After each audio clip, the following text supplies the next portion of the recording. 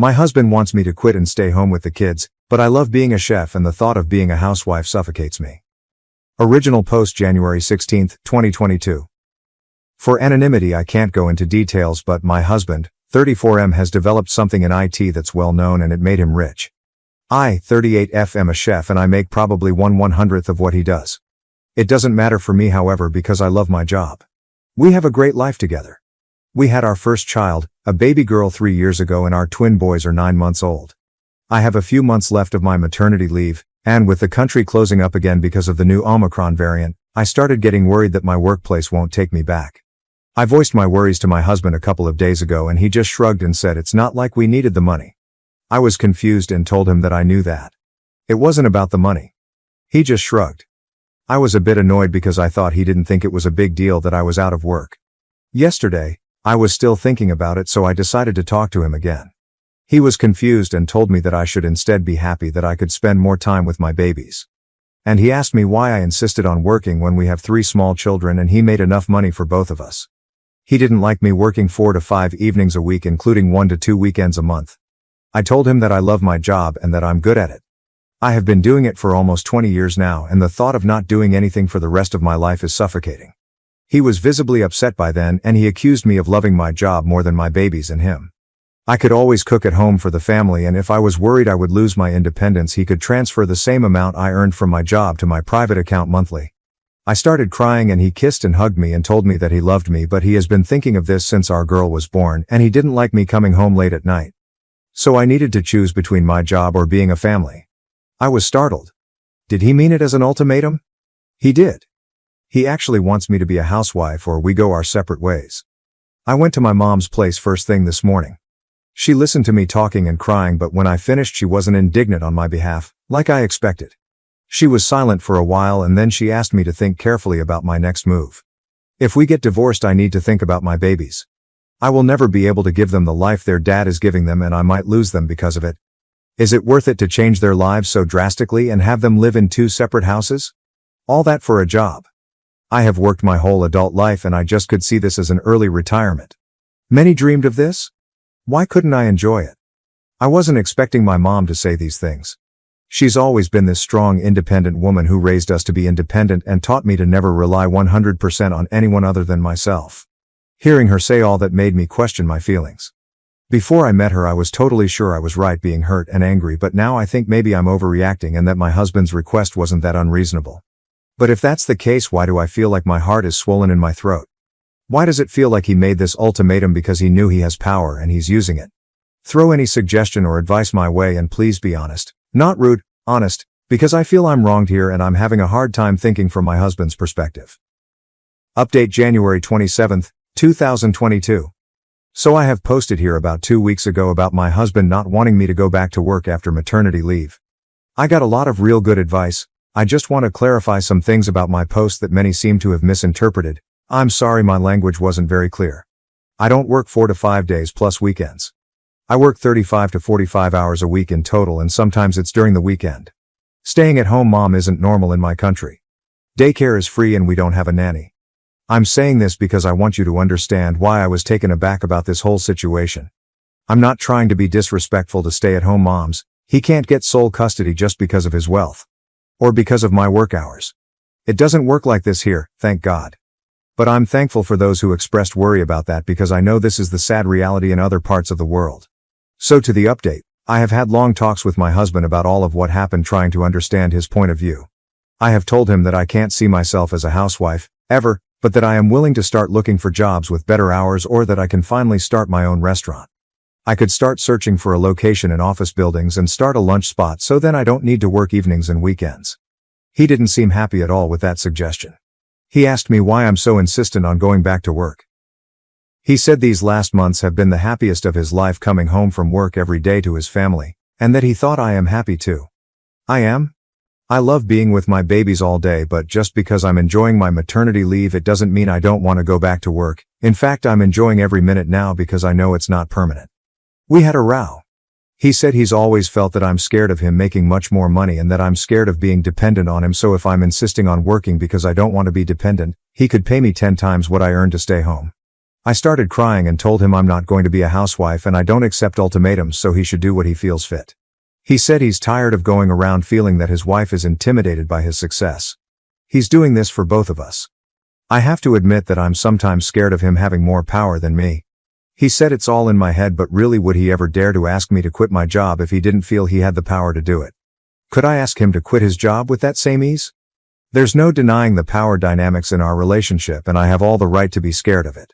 So there was no progress really, and no matter how much I explained myself, he doesn't seem to understand me. And probably he feels the same way with me. It feels like we're on different levels. I have suggested counseling. He said he will think about it. Now we're just civil to each other, but we don't talk much and we haven't been intimate since I first brought up going back to work. I love him and I miss him. I don't want it to end, but the ball is in his court now. My mom is very angry with me. We haven't spoken for a week. I don't know what to do with her either. Update 2. Monday, January 31st. Thank you everyone for the support. I won't be able to make any more updates because you're only allowed one. This is however not a big update, so I thought I could just add it here before the post gets locked. I will not delete this account in case I need more advice or have another update in the future that I can post as a new subject. My husband and I talked yesterday, for the first time in 2 weeks, and he was the one who initiated the conversation. I saw my chance to try to find out why he's behaving like this and at the same time make sure that he knows that I'm not backing up. I told him that while I'm enjoying my maternity leave, the thought of it being for the rest of my life suffocated me. I suffer from severe claustrophobia. I don't if it has anything to do with this. I asked him why he's doing this. He knew my job was important to me, so why was he making this impossible request when he knew it would mean the end of us? If you are having second thoughts about our marriage and want an out, please just tell me the truth. He became very upset and accused me of trying to gaslight him. He said his reasons are legit. There's nothing wrong with wanting his wife to be there for her family, and the children won't stop needing me just because they went to school. I started crying. Sorry, I'm a crybaby. And I told him if this is over, he should know it's all on him. He started yelling. No, it was because I'm too stubborn and too self-involved to actually take a second and think about his wishes. I wanted to leave because I couldn't be with him anymore, but he said that it would be more convenient if he did. He's moved to our city apartment. I feel lost and hurt. I love him so much, but I don't think continuing this relationship is healthy for either of us. My heart is breaking for my children. I don't know what to do. For now, I will just sit tight and wait for him to send me the divorce papers. Thank you again for the help and advice. It helped a lot. P.S. Mom was here yesterday. We talked a lot and she's finally getting on my side. I knew that when it came to it, she will be on my side, and I'm so grateful. We're separating February 10th, 2022. Thank you everyone for the support. My husband and I are separating. This is what he wants. As I suspected, this was more than just me going back to work. He's been feeling resentment towards a lot of things about me. Many of them I can't change and the rest I don't want to change. It's not his or my fault. We're just not compatible with each other anymore. I still have 14 months with my babies. Afterwards, all children are big enough for shared custody. I'm staying in the big house for now, but after divorce I'm going to move back to the city. I have been talking to my boss about my job. She will help me find a schedule around having the children, so maybe I will work lunch hours the weeks I have them. My ambition is still to open my own, but maybe a bit further in the future. I still love him. I thought we were inseparable, but when he started resenting the very same things he loved about me, I knew this was hopeless. It sucks big time and hurts like hell, but here we are. I worked hard for years to buy my first car. One day later, my brother stole the keys, took it for a ride, and completely wrecked it. I had spent my entire youth scrimping and saving, skipping vacations, ignoring impulse buys, and driving my beat-up old sedan into the ground, just so I could finally afford the one thing I'd always wanted. A brand new car, completely mine, paid for with my own hard-earned money. The moment I signed the paperwork and the dealer handed me the keys, I felt something I hadn't felt in a long time. Pure, unadulterated pride in myself. I ran my fingers along the smooth, gleaming hood, inhaled the intoxicating scent of fresh leather seats, and thought, this is mine. Every part of it, every detail, is mine. I hadn't even owned the car for a full day before my younger brother Jason decided my happiness was his for the taking. Jason, the child who'd been coddled and cosseted his entire life, had never broken a sweat for anything, never taken responsibility, and never faced a consequence that my parents couldn't sweep under the rug. He was the type to treat other people's things as if they were his by default, because that's how life had always worked for him. When I drove into my parents' driveway that evening to show off the car, Jason was already there, leaning against the garage with that familiar smirk of his. He barely even looked up from his phone when I parked. "Nice ride," he said, pushing himself off the wall and sauntering over, peering through the driver's side window as if he'd already decided the car belonged to him. "What's the mileage?" "Less than 100, I said, trying to keep my voice neutral even though I could already feel my patience wearing thin. Jason let out a low whistle, nodding appreciatively, and then, without asking, reached for the handle and pulled the door open. "Let me take it for a spin." I immediately lunged to slam the door shut before he could climb in, shaking my head firmly. "No way, I just got it. You're not driving it?" Jazz rolled his eyes, as if I'd just told him he couldn't borrow $1. "Oh, come on, Emily, don't be such a control freak. It's just a car." "Exactly," I retorted. "It's just a car that I busted my ass to buy. You don't get to just take it." But Jason was never the type to hear no and accept it. He just smirked, shrugged, and backed away. But there was something in his expression that sent a warning chill down my spine, as if he already had a backup plan. I should have trusted my gut. Sorry for interrupting, but please like and subscribe. That night, I left the car keys on the entryway table for a few minutes while I went upstairs to get something from my room. When I came back down, the keys were gone, and so was my car. My hands clenched into fists as the realization set in. "Jason!" I stormed outside, my heart hammering, but by then he was long gone, the screech of tires echoing in the distance. I pulled out my phone and called his number, but I only got voicemail, over and over again. I was still fuming when, 2 hours later, my phone finally rang, but it wasn't Jason's number. It was an unfamiliar one. I answered, bracing myself. "Miss Anderson," a deep voice, calm but serious, said. "This is Officer Reynolds with the County Police Department. I'm calling about a vehicle registered under your name." My stomach dropped. "What's happened?" "There's been an accident." A pause. "The driver is unharmed, but the vehicle sustained significant damage." My grip tightened on the phone. "Who was driving?" The officer hesitated for only a second before answering. "A young man identifying himself as Jason Anderson." I didn't even remember driving to the scene of the accident. One moment, I was standing in my parents' entryway, gripping my phone with white knuckles. The next I was pulling up behind flashing police lights, my pulse a steady drum of rage. And there he was, my brother, standing next to what was left of my brand new car, arms crossed, looking utterly unfazed. The front bumper was destroyed, the hood crumpled, and one of the headlights was shattered. My beautiful perfect car was ruined, and Jason was standing there like it was nothing. I got out of my beat-up old sedan, slamming the door harder than I meant to, my hands shaking as I walked towards him. "What the hell did you do?" Jason finally turned to face me, and then, in the single most infuriating moment of my entire life, he smirked. "Tough luck," he said, shrugging as if he'd just dropped my ice cream cone, not totaled my car. "But hey, don't freak out. Mom and Dad will make you forgive me." I felt those words hit me like a slap in the face. Mom and Dad will make me forgive him. It wasn't an apology. It wasn't even an acknowledgement of what he'd done. It was a smug, arrogant declaration that no matter how angry I was, no matter how much damage he'd caused, it wouldn't matter, because my parents would smooth things over, just like they always did. I took a slow, measured breath, forcing down my rage, my hands clenched at my sides, my pulse thundering in my ears. That was the moment something inside me snapped. I wasn't going to let him get away with it this time. Not this time. Has your sibling ever thought they could get away with anything? Tell me in the comments. I'm done leaking. I woke up the next morning with a splitting headache, my body still tense with the sheer frustration of the night before. My mind replayed every detail of that awful encounter at the crash site, my brother's smirking face haunting me like a nightmare that refused to end. My car, the brand new, hard-earned car, was gone, destroyed in an instant by someone who had never worked a day in his life, someone who had never faced a single consequence, someone who genuinely believed that my anger was nothing more than an inconvenience to his day. I knew, even before I stepped out of bed, that my parents would be calling me, that they'd demand a conversation, that they'd try to smooth this over like they always did, as if Jason's actions were just another minor mistake that we could forget about if I'd only be reasonable like a good daughter should be.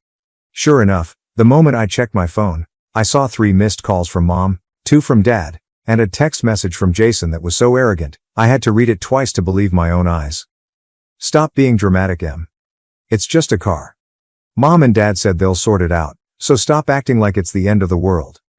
No apology, no remorse, not even the slightest acknowledgement that he'd done anything wrong. Just pure entitlement dripping from every word, as if the real problem wasn't that he'd stolen and wrecked my property, but that I had dared to make a big deal out of it. I swallowed my rage, forcing myself to breathe slowly, reminding myself that getting worked up over a text message wasn't going to help me right now. Jason was always like this, and I knew exactly where he'd learned it. I drove to my parents' house. My knuckles were white as I gripped the steering wheel of my ancient backup car. My stomach churned with a mixture of anger and weariness, already knowing exactly how this conversation was going to go. I walked in without knocking, dispensing with pleasantries, finding my parents sitting stiffly at the kitchen table, their expressions a perfect blend of forced concern and thinly veiled exasperation, as if I was the problem here, as if my reaction was what needed to be fixed.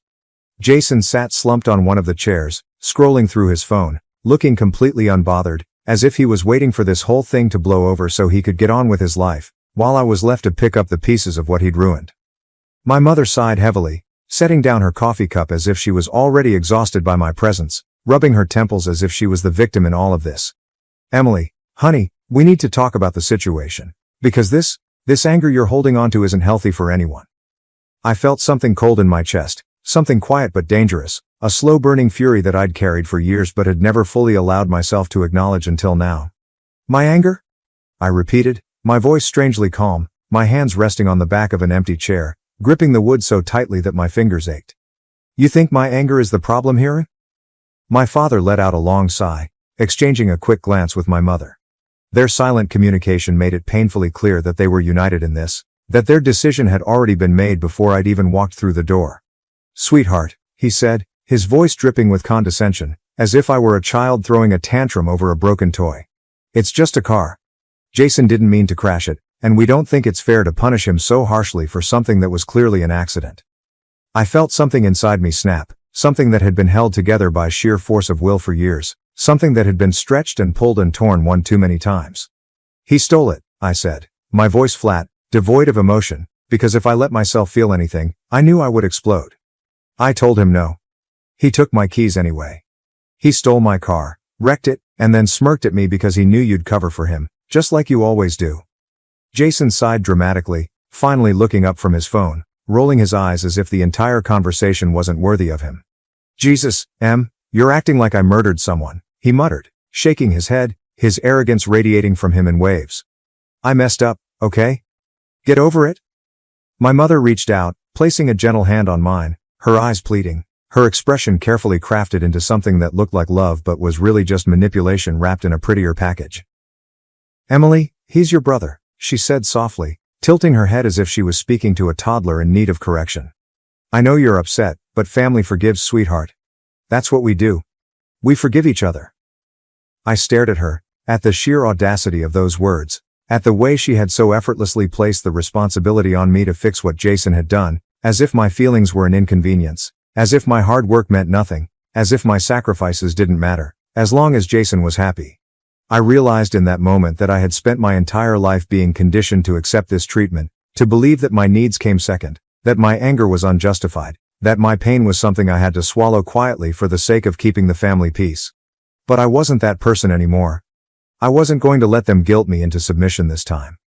So, I did something I'd never done before. I smiled. It was small, just a flicker of amusement, but it was enough to make my mother pause, enough to make Jason glance at me with something almost resembling suspicion. "You know what?" I said, my voice light, my expression deceptively calm, because I'd already made up my mind. "You're absolutely right, Mom. Family forgives, and I don't want to hold on to this anger anymore." I watched as relief flooded their faces, as Jason's smirk returned, as they all leaned back in their chairs, convinced that they'd won, that they had successfully broken me down into the version of myself that they preferred. But they had no idea what I was planning. They had no idea that behind my pleasant smile and my easy agreement, I was already putting things in motion. I was going to make Jason pay for what he did. He just didn't know it yet. I had spent my entire life being told that family comes first, that forgiveness is a virtue, that holding grudges only leads to bitterness. But as I sat in my car outside the insurance office, gripping the steering wheel so tightly my knuckles turned white, I realized that those rules had only ever applied to me. Jason had never been expected to forgive or compromise or sacrifice, because Jason had never faced real consequences. Not once. Not ever. Not in all the years he had coasted through life on a wave of other people cleaning up his messes. But that was about to change. And for the first time in my life, I wasn't going to be the one left picking up the pieces. When I walked into the insurance office, the air conditioning blasted against my skin, a stark contrast to the fire simmering in my chest, the calculated rage that had been fueling me since the moment Jason had sneered in my face and told me our parents would make me forgive him. The woman at the desk barely looked up as she typed something into her computer, her voice clipped and professional as she asked how she could help. I took a deep breath, steadying myself before speaking, knowing that once I set this in motion, there would be no going back. I need to file a claim for my car, I said, keeping my tone even, my expression carefully neutral. She nodded, clicking a few more times before glancing up at me. Was it an accident? Do you have a police report? Yes, there's a report, I said, my pulse steady, my decision unwavering. And I need to report it as unauthorized use. That made her pause. She blinked once, tilting her head slightly as if trying to determine whether she'd misheard me. Unauthorized use, she repeated, her voice laced with a note of curiosity. Are you saying your vehicle was stolen?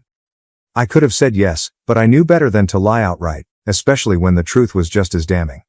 I never gave permission for him to take it, I clarified, choosing my words carefully, making sure there was no room for misinterpretation. I explicitly told him he couldn't drive my car, and he took it anyway. That's theft, isn't it? The woman hesitated for only a second before nodding slowly, typing something into her system, her gaze flicking towards the screen as she read through what I assumed were company policies on situations like this. If you can provide proof that you denied him permission and he took the vehicle regardless, then yes, this qualifies as unauthorized use. I reached into my purse, pulling out my phone, my fingers moving swiftly as I pulled up the text messages from Jason, the ones where I'd told him no, the ones where he'd laughed it off like my words meant nothing. I turned the screen towards her, watching as she read over the messages, her eyebrows raising slightly before she nodded again.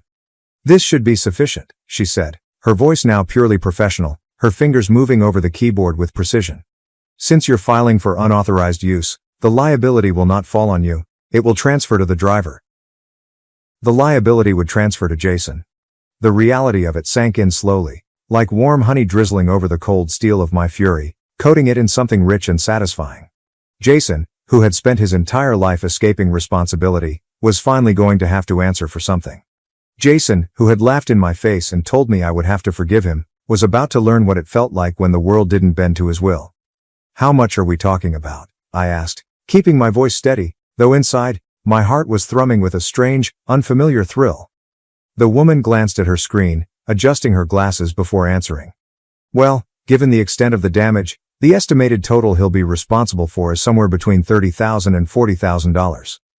As I inhaled $30,000 to $40,000, I felt victorious.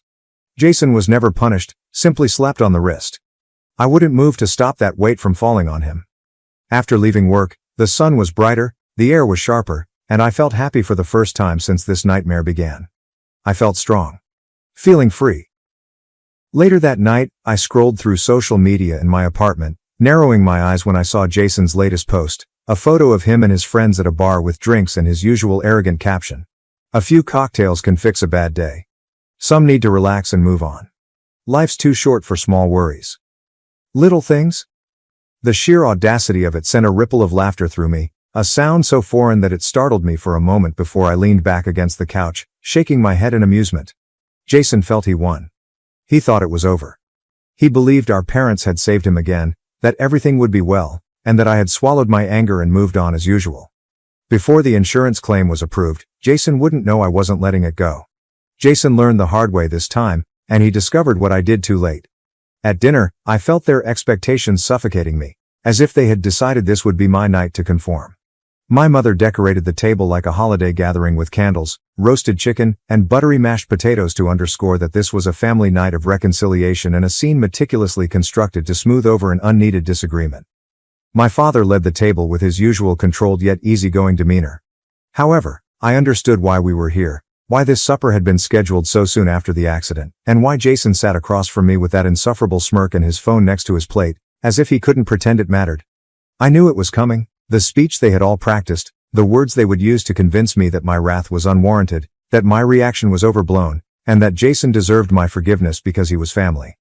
I sat there with my hands in my lap and a large envelope between my fingers under the table, feeling only an uncomfortable serenity because, unlike them, I knew how this evening would end. Jason spoke first, his voice dripping with adolescent arrogance, his remarks condescending, and his smirk growing as he sat back in his chair, arms crossed over his chest. "Have you calmed down, or are you still having a tantrum about a foolish car?" I didn't notice the comments since I anticipated him to make a joke and try to make me look crazy in front of our parents. I tilted my head, giving him a weak, unreadable smile, watching as his confidence grew in the face of what he thought was submission, and my parents looked happy, thinking they had won. "Emily, sweetheart, I know this has been a stressful situation for you, but we really need to put this behind us as a family," my mother said with a dramatic sigh, sounding exasperated but gentle, as if she were the only one with the patience to deal with me. "Jason made a mistake, but your anger won't help." My father, ever the voice of reason and always level-headed and realistic, nodded as he carved his chicken without glancing up from his plate. "Emily, life is too short for this. The car is just a car. Things can be replaced, but not family." Jason seemed to enjoy my apparent defeat, his ego growing with each passing second and his sneer getting more unpleasant. He swirled his fork, seeming to frown. "Seriously, calm. I swear you always overreacted and exaggerated. I crashed a car, not your life. You'll heal." After he laughed, my mother comforted me across the table, and my father nodded in approval of Jason's words. I cautiously removed the envelope from under the table and presented it to Jason. All three stopped when thick paper touched polished wood. Jason hardly looked up, shaking his head and rolling his eyes like I was being dramatic, like whatever I was about to do couldn't possibly be worth his time. "Is this an angry letter about how I injured you?" "Read it," I said simply, my voice even, my expression unreadable. My tone must have grabbed his attention because, for the first time that night, his delight diminished and his smirk faltered as he hesitated before tearing open the envelope. After pulling out the papers and scanning the phrases across the top, his face lost color so quickly that it was almost delightful to watch, almost poetic in its irony. I watched in silence as his hands tightened around the pages, as his mouth opened and closed without sound, as his entire posture shifted from smug arrogance to quiet dawning horror. My mother frowned, confusedly staring between us, tightening her fingers on mine. "Emily, what's this?" Jason muttered, wrinkled documents in his hand. "You did what?" I sipped my wine, letting the stillness make them uncomfortable and weigh Jason's shoulders before speaking softly and politely. "Brother, the insurance report is final. The one that officially declares you guilty." Tension suffocated the air instantaneously. The truth hit my parents. My father looked up from his plate, his fork frozen halfway to his mouth, his eyes sharp and calculating, trying to figure out how Jason had gone from untouchable to accountable. My mother removed her palm from mine and glanced through the papers in despair, her breath quickening as she read the black ink numerals. For the first time, Jason looked afraid, and I was more pleased than ever. Jason pulled back from the table, shaking the cutlery, and his chair scraped loudly across the floor. He gasped, his face contorted in surprise and rage, and his hands crumpled the insurance paper. He remained there, his chest rising and falling, glaring at me with something that seemed almost like betrayal, as if I had wronged him by refusing to roll over and accept what he had done, as if my boldness in forcing him face the repercussions of his actions was the actual. His voice was low and wrathful when he spoke. "Emily, this isn't funny. Tell me you're kidding." I waited to respond, watching his face flash worry and looking from me to our parents like he expected them to intercede before things got out of hand. My mother's lips were slightly parted, her fingers held her blouse, and her gaze darted around the documents in front of her, looking for a way out or information to end this. Always calm, my father breathed deeply and placed his palms on the table. Though steady, his voice was dangerously close to frustration. "Emily," he murmured, his gaze piercing and weighted with expectation, as usual when he wanted me to fold. "This is too far. That sibling retribution is severe and vengeful." Jason chuckled bitterly, raking his fingers through his hair as he left the table and paced like a caged beast, shaking his head in bewilderment. "This is ridiculous. You're ruining my life over a car." I leaned back in my chair, arms crossed across my chest, expressionless, voice calm. "No, Jason, I won't wreck your life. I won't clean up your trash this time." My mother inhaled sharply, her hand flying to her chest, as if I had physically struck her, her eyes wide with disbelief, as if she couldn't believe I was refusing to play the role she had assigned me since childhood. The responsible one, the one who forgave, smoothed things over, and sacrificed so Jason never had to. "Sweetheart, this is going to follow him for years," she muttered, shivering, her fingers closing around the papers as if to erase them. "The financial load of insurance claims can ruin a person's credit, future, and ability to—" "Mom," I interjected, my voice harsher, my tolerance eroding, my hands pressing against the table to prevent erupting. So he can coast through life without consequences. So he can take everything he wants without bothering about others. To keep letting you and Dad shield him from reality. Jason smacked his hands into his chair back, lips gritting, body so tense I thought he would break in half. He exclaimed, "You're honestly acting like I killed someone," his eyes burning and voice quivering. "My error. Your car was stolen and wrecked. I was a jerk about it. I realize what happened, but you—" He shook the papers in my mother's hands, rageful. "You attempted to make things worse for me." Those words sparked a hidden anger I had been holding for years. I slowly stood up, staring at him, my voice quiet but immovable, my rage steely and exact. "If you didn't care when I lost what I worked for, why should I care now that you're losing something?" The words hit him harder than I expected, knocking the breath from his lungs, his expression momentarily faltering, a flicker of something almost like regret flashing across his face, but it was gone just as quickly, buried beneath layers of entitlement, of anger, of the unwavering belief that I was the one being unfair. My father exhaled and stroked his temples as if my cave reluctance frustrated him. "Emily, I know you're mad, but this is wrong. The family. Nobody hurts each other." Shaking my head, I laughed sourly with crossed arms. "None of us hurt each other? Dad, that's amusing because you let Jason hurt me." Jason scowled and grabbed his hair like he was pulling it out. He murmured, "I don't have that amount of money," quivering his voice as he realized, "How am I expected to pay?" For the first time that night I smiled, but it was cold, hard, and unforgiving. "Figure it out," I said, turning my back on him and striding toward the door, refusing to look back or show him any hesitation in my expression. My mother yelled after me, pleading with me to think this through, be sensible and not tear the family apart, but I didn't stop, turn, or delay. Jason stole from me and would return it for the first time, like it or not. I could imagine Jason pacing in his overpriced apartment, running his hands through his hair, calling our parents every hour to fix this, just like they had fixed everything else for him, never considering that maybe this was too much. Days passed, but Jason didn't call, text, or try to reach out. I knew my parents had money, but I knew they couldn't spend $40,000 without sacrificing, digging into their security accounts, and upsetting their comfortable lifestyles. I know my parents disliked discomfort. When Jason arrived at my flat, I recognized him without looking through the peephole. My assumptions were confirmed by the violent hammering on my door, the impatient huff of breath from the other side, and the whining through the wood. I waited to answer, letting him simmer, letting the stillness make him worry if I would even acknowledge him, and letting him feel my rage and powerlessness when he stole my car and smashed it without consideration. When I answered the door, I saw him looking disheveled with larger circles under his eyes, his normally confident posture somewhat stooped, and his fingers twitching at his sides, like he was barely keeping himself together. I leaned against the doorframe, crossed my arms, arched an eyebrow, and looked neutral. "Something wrong, Jason?" His jaw clenched at my words, his eyes burning with something dark, frightening, and like a last-ditch attempt at control. "You must undo this," he said in a quiet, anxious voice. "I don't care what you want, remove this." I breathed calmly through my nose, shaking my head slightly, my countenance consistent and my patience non-existent. "It's done," I said calmly. "You'd need a lawyer and $30,000 to fight it, and we know you don't have either." For a fleeting second, I saw something in his face shatter, a tiny fracture in his lifelong map of confidence, a flare of pure, unfiltered panic he couldn't control. As swiftly as it emerged, it was gone, replaced by wrath, resentment, and his usual protective attitude when things went wrong. The loud, bitter chuckle came as he ran both hands through his hair before lowering them to his sides, shoulders strained, breathing irregular. "You hate me so much?" he demanded, his voice increasing and his composure eroding. "You really believe I deserve my life destroyed over a car?" I inclined my head, eyeing him with a chilly, detached, and apathetic enjoyment. "Jason, you wrecked my automobile without thinking. Why should I worry about damaging your bank account?" He clenched his fists, flared his nostrils, shook with rage, and cried out in despair. "This is unjust, Emily.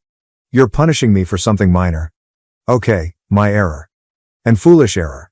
Your actions are evil, premeditated, and insane." I felt my lips twitch, not quite a smile, not quite anything at all, just a small, satisfied acknowledgement of the irony of the moment, of the way Jason was finally experiencing something he had never once considered before. Accountability. "You'll figure it out," I muttered, shifting my weight onto one foot and speaking gently, almost dismissively. "You always do that?" Jason had nothing to say for the first time in his life when his phone buzzed in his pocket before I could close the door. I saw his expression change into fear, his fingers trying to get it out, and his eyes scanning the screen with uncertainty and dread. Leaning nonchalantly against the doorframe, I saw his expression darken, jaw tighten, and fingers hold the phone so firmly that his knuckles turned white. "What's wrong, Jason?" His mouth opened slightly, like he wanted to say something, but no words came out, just a sharp, uneven breath, just the sound of his own world crumbling around him, and I knew in that exact moment that he had finally gotten the message I had been waiting for him to receive. The one from his employer, informing him that his reckless behavior had raised concerns, explaining that his recent promotion was now being reevaluated, and making it clear that Jason was totally alone for the first time. I didn't wait for him to look up at me, see his complete understanding, or hear his pitiful justification or desperate appeal. I gently closed the door in his face with a leisurely, knowing, happy smile. My stepsister lied that I was a prostitute and addict out of jealousy. My dad and stepmom believed her, ruined my reputation, and kicked me out. It never occurred to me, 22 degrees Fahrenheit, that a single family vacation would ruin my relationship with my entire family, yet here we are. I was a junior in college, working part-time at a coffee shop, keeping my life together, and maintaining a 3.8 GPA in business administration when this catastrophe began. During what should have been a restful spring break in Florida, everything changed. In order to strengthen our relationship, my dad, $45 million, and stepmom, $42 million, thought it would be a great idea to share a room at the beach resort with my stepsister Lisa, $19 million. Although we weren't really adversaries, we had never been close. I was only there, but she was always their golden child. The neglected one who, for some reason, was never quite good enough. The initial days were awkwardly polite. By essentially acting as though the other person didn't exist, we were able to get along. It lasted until the third day, when I used her hairbrush without asking permission, causing things to blow up over something absurdly trivial. Lisa lost it instead of just warning me not to use it. She took my beauty bag and tossed it out the window on the 4th story. Almost everything I took for the trip, including my $200 foundation, broke on the concrete below. The true silent treatment started at that point. This was not your normal adolescent cold shoulder. Lisa refused to even acknowledge me when I was directly in front of her, acting as like I didn't exist. I didn't realize this was only the beginning. First, I thought, great, at least she's not destroying my stuff anymore. Things became strange back home. My stepmother and Lisa began having these lengthy, whispered chats that would inexplicably end as soon as I entered the room. Until I observed that my dad was also acting strangely, I didn't give it much thought. He would give me these expressions, which were more like disappointment than anger. Even dismayed. It made my skin crawl, although it was difficult to tell. My stepmother began to follow up with me all the time, asking strangely detailed questions about my whereabouts, the people I was meeting, and my payment methods. She would even phone my pals to confirm my location because the surveillance became that intense. My dad never knocked on my door before, but one night he entered my room and dropped a bombshell that turned everything upside down. He stood in my doorway like a judge and stated, "We need to talk about what you've been doing." Lisa filled us in on everything, the drugs, the prostitution, everything. It was so ridiculous that I actually laughed. Me? The girl who gets anxious if she is 5 minutes late to class and color codes her planner, a drug addict and prostitute. My dad wasn't laughing though. He thought she was real. In fact, he thought his workaholic, straight-A student daughter was secretly leading a parallel life.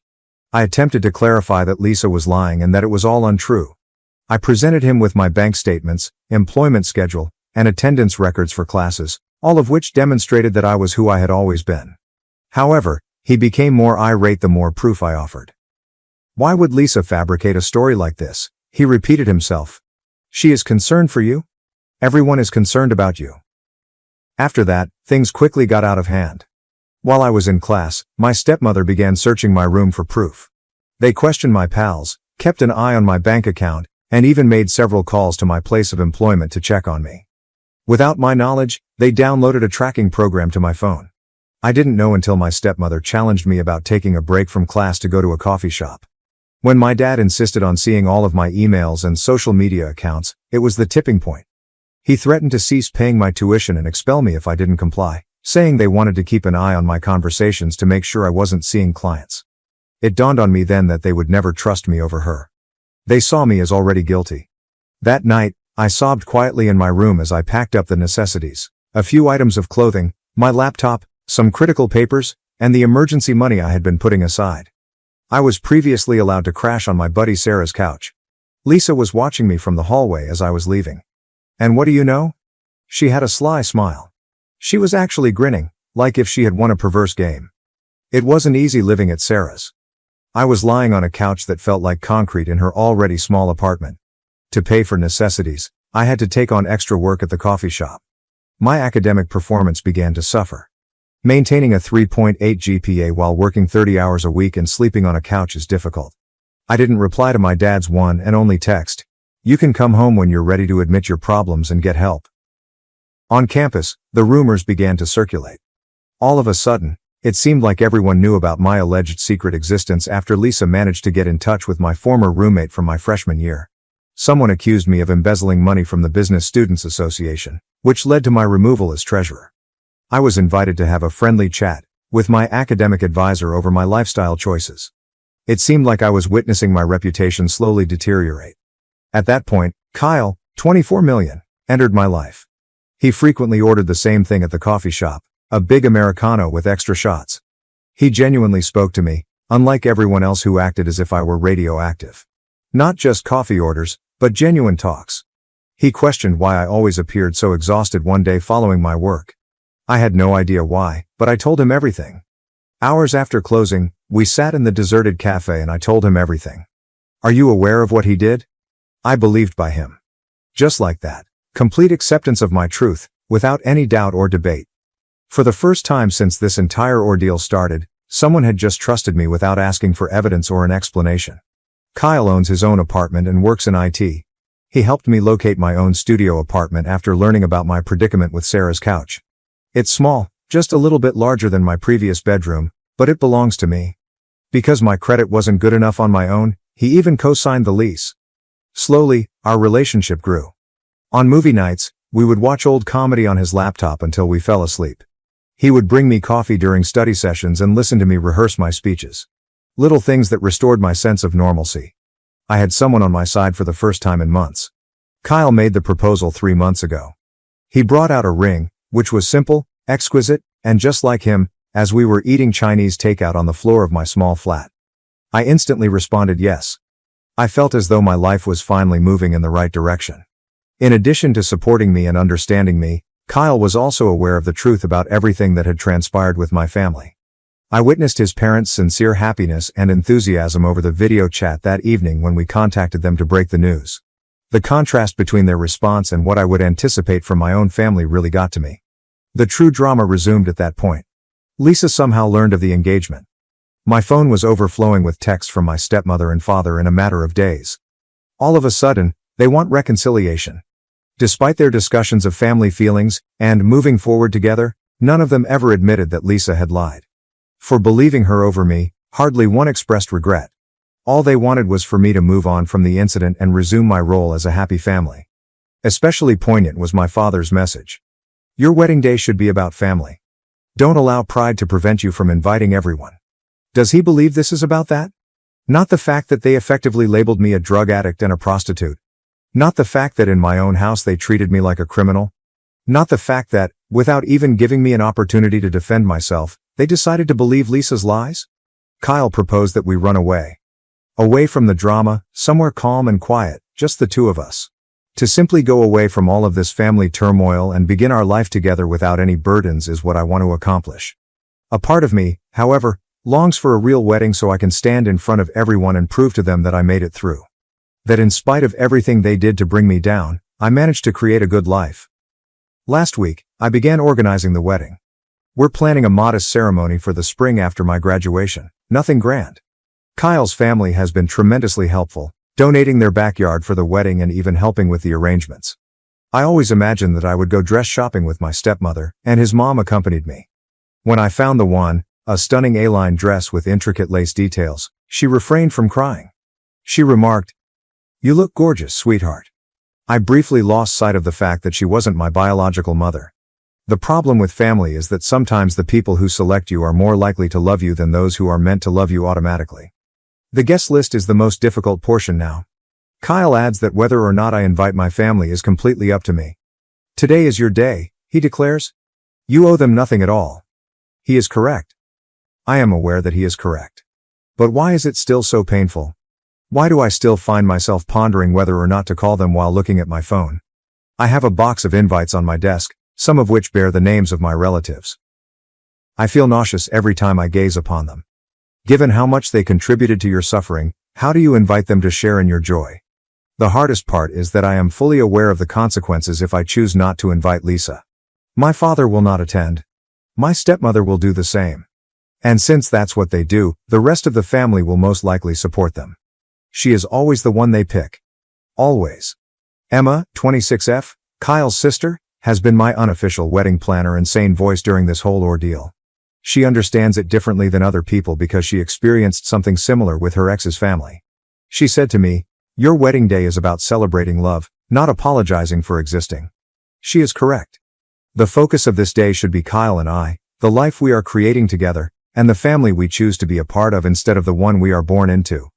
A mother of the bride dress in a store window, a father-daughter dance song on the radio, or the blank spots in my wedding planning binder where family photos should be are just a few examples of the little things that remind me of what I've lost every time I think I've come to terms with the absence of my family. My extended family has also begun to take sides. Aunt Susan told me over the phone yesterday that family is forever, and that I must be the stronger one. In a lengthy correspondence, my uncle discussed forgiving others and moving on. My cousins have been using passive-aggressive social media posts about loyalty and blood being thicker than water. It seems as though they are all following the same script, which portrays me as the bad guy since I didn't want my abuser to attend my wedding. During those difficult months when I was juggling extra shifts and trying to maintain my grades, none of them were there. When I had to explain to lecturers why I couldn't take the holidays at home, none of them were present. When I sobbed myself to sleep, wondering what I had done to merit being treated like a criminal by my own family, none of them were present. Because Lisa is exactly that. Someone who made a concerted effort to ruin my life. She created a whole story to keep me apart from everyone I cared about, not just one falsehood. She smiled while she watched me lose our relationship with our parents, my home, and my reputation. The most annoying thing is that they still don't realize Lisa was lying, even now that my life is finally on track. I graduated with honors in spite of everything, I got a job offer from a reputable company in the city, and I married a wonderful man. My accomplishments ought to be sufficient evidence that I wasn't who she said I was. However, they can't acknowledge they were mistaken since they are so committed to her version of events. I have therefore made the decision to invite my dad and stepmother but not Lisa. With such knowledge, people are free to do as they like. I'll walk down the aisle by myself, head held high, knowing that I didn't sacrifice my dignity to maintain harmony if they choose not to attend. After all, self-respect is ultimately what this is after all. I deserve to have a wedding day free of turmoil and anxiety, but it takes more than pride or stubbornness to declare, I deserve better than this. Instead of those who have chosen to assume the worst about me without proof, I should be surrounded by people who love and support me. I'm sick of having to make all the repairs. I'm sick of taking the lead. I'm sick of acting as though my own family's systematic rejection of me didn't hurt. I'm sick of bearing the consequences of their decisions. So, for once, I'm choosing myself. Choosing genuine love over toxic familial relationships, truth over easy lies, and happiness over duty. I'm done attempting to insert myself into a story that wasn't intended to involve me in the first place, even if it means that I'm the antagonist in their tale. Am I choosing the proper path? To be honest, I have no idea. However, I'm making a decision that feels true to who I am and what I deserve for the first time since this whole nightmare started. Kyle says he's proud of me for refusing to back down, and guess what? I'm also proud of myself.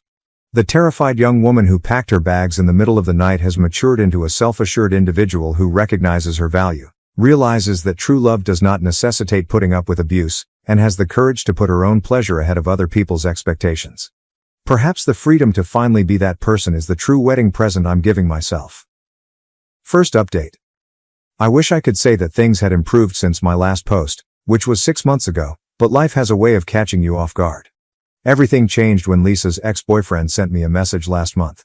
He messaged me on Facebook and said he wanted to share something significant with me regarding the gossip Lisa was spreading. I hesitated to answer at first. Kyle and I were content to concentrate on our wedding preparations, and I've worked hard to put all the drama behind us. However, what he revealed to me clarified and exacerbated the suffering. Lisa apparently had a total breakdown after a fight with her now ex-boyfriend a few weeks ago after getting wasted at a party. She came clean about everything, including the fact that she made up all the stories that I was a drug addict and prostitute. Why? She felt that I was receiving too much attention from men at her college, which made her envious? That's all. She was jealous of the fictitious attention I allegedly received from boys at her school, which is why she ruined my relationship with my family. I didn't even go to that school.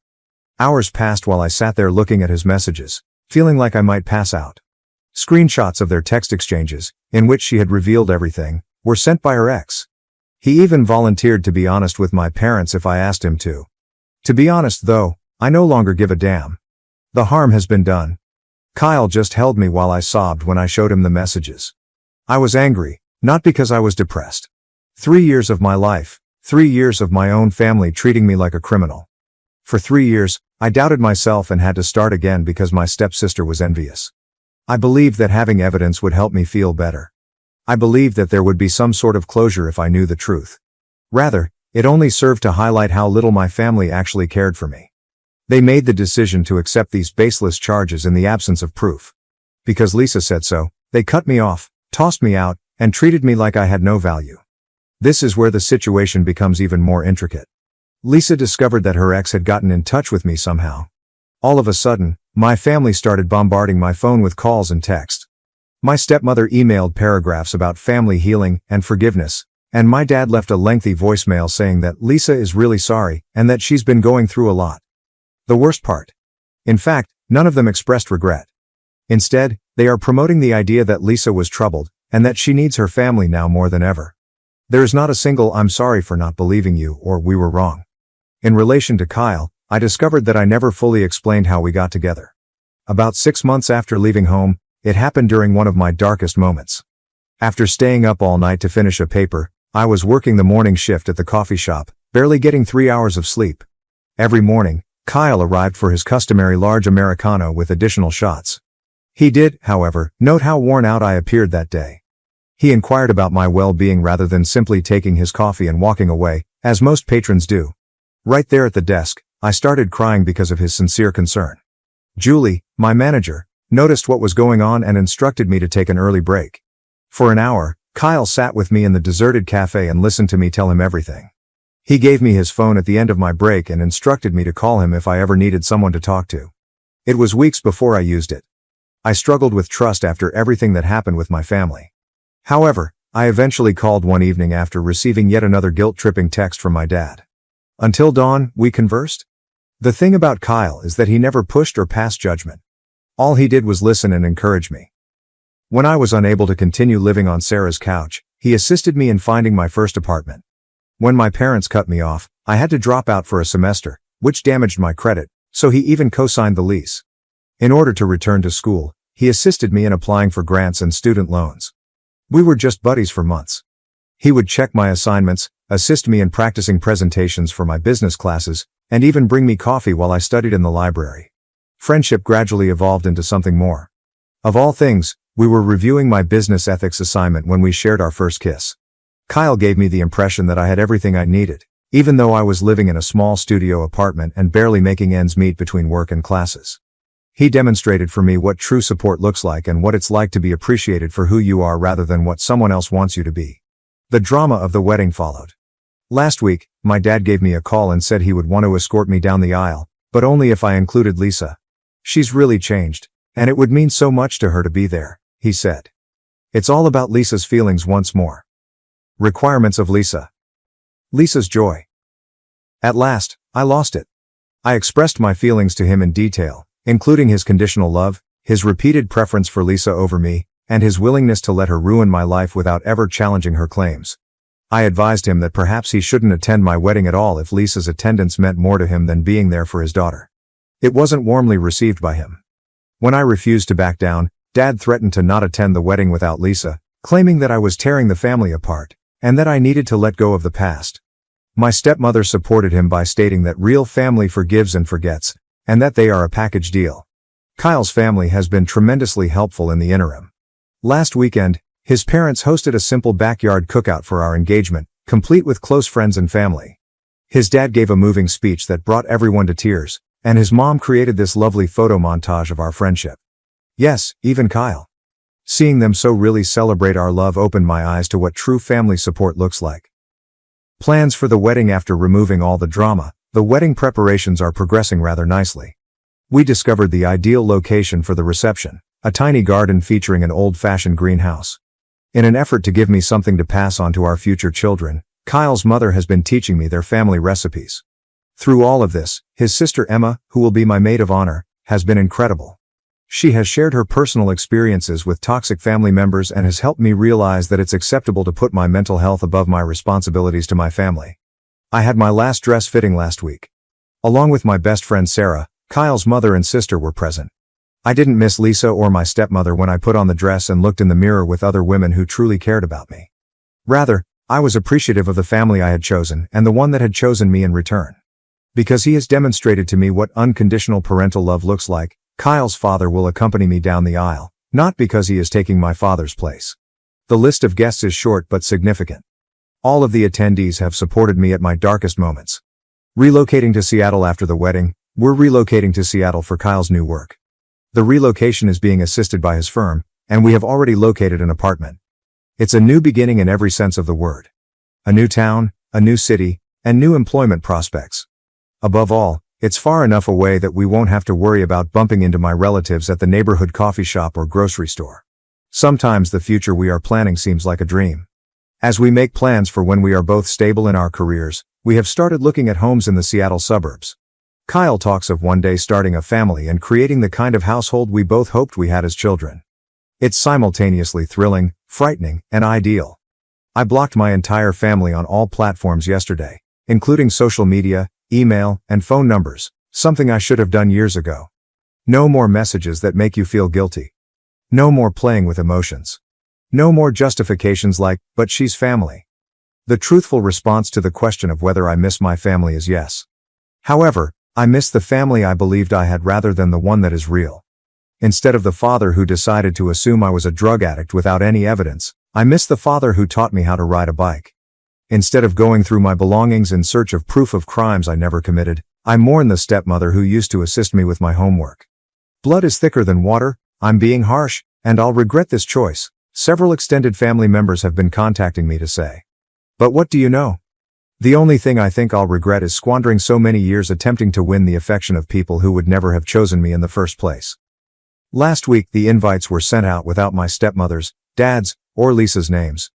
Even though there aren't many individuals on the guest list, they all genuinely care about me. Individuals that supported me when my own family refused to.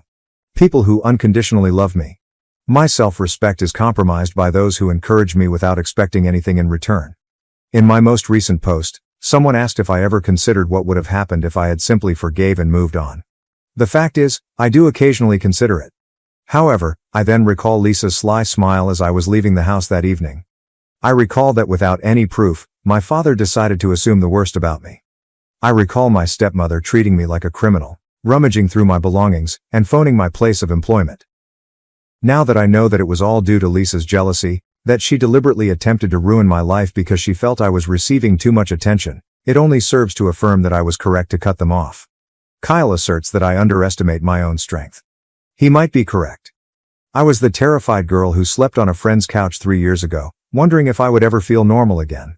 I'm now getting married to a wonderful man, starting a career, graduating with honors, and finally experiencing what true family love is like.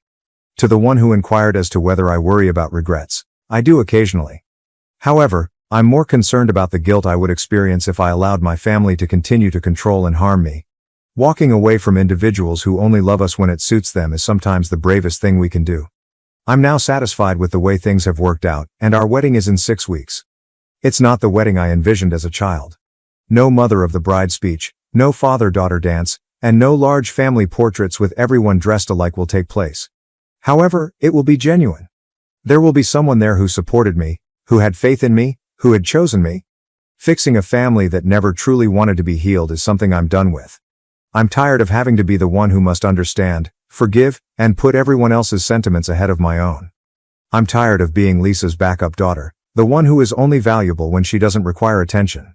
Since I really don't have anything more to say, this is my final update. Lisa is no longer the subject of my story. It has nothing to do with my stepmother, father, or the family that didn't pick me. It has to do with the family Kyle and I are creating. About the love I discovered in the most unlikely locations. About the strength I was unaware I possessed. In 6 weeks, I will tie the knot with a man who truly loves me. For the first time in years, I'm not anxiously waiting for the other shoe to drop as we begin a new life in a new place. All I'm doing is living, loving, and at last, being free. I want to express my gratitude to everyone who has supported me and followed my path. Your words of support gave me the courage to defend my position. Additionally, it's acceptable to leave if you're dealing with toxic family members. Making your own decision is acceptable. Finding happiness on your own terms is okay. There are instances when the family we build is more authentic than the one we are born into. And it's not just acceptable. It's stunning. My golden brother hired a private investigator to expose me as a failure, but instead, he uncovered my multi-million-dollar success. I was raised in a quaint little village with my 2 siblings. The middle sibling is me. The fact that everyone there knows one another can be both a strength and a weakness. My father is the kind of man who puts in a lot of work but keeps his emotions to himself. He is now thinking about retiring. My mother is the total opposite of him. She has consistently maintained the house and upheld the traditional ideals she was taught growing up. My parents are both from traditional, religious families. They are my parents, and I love them, but I've always felt that I didn't live up to their standards.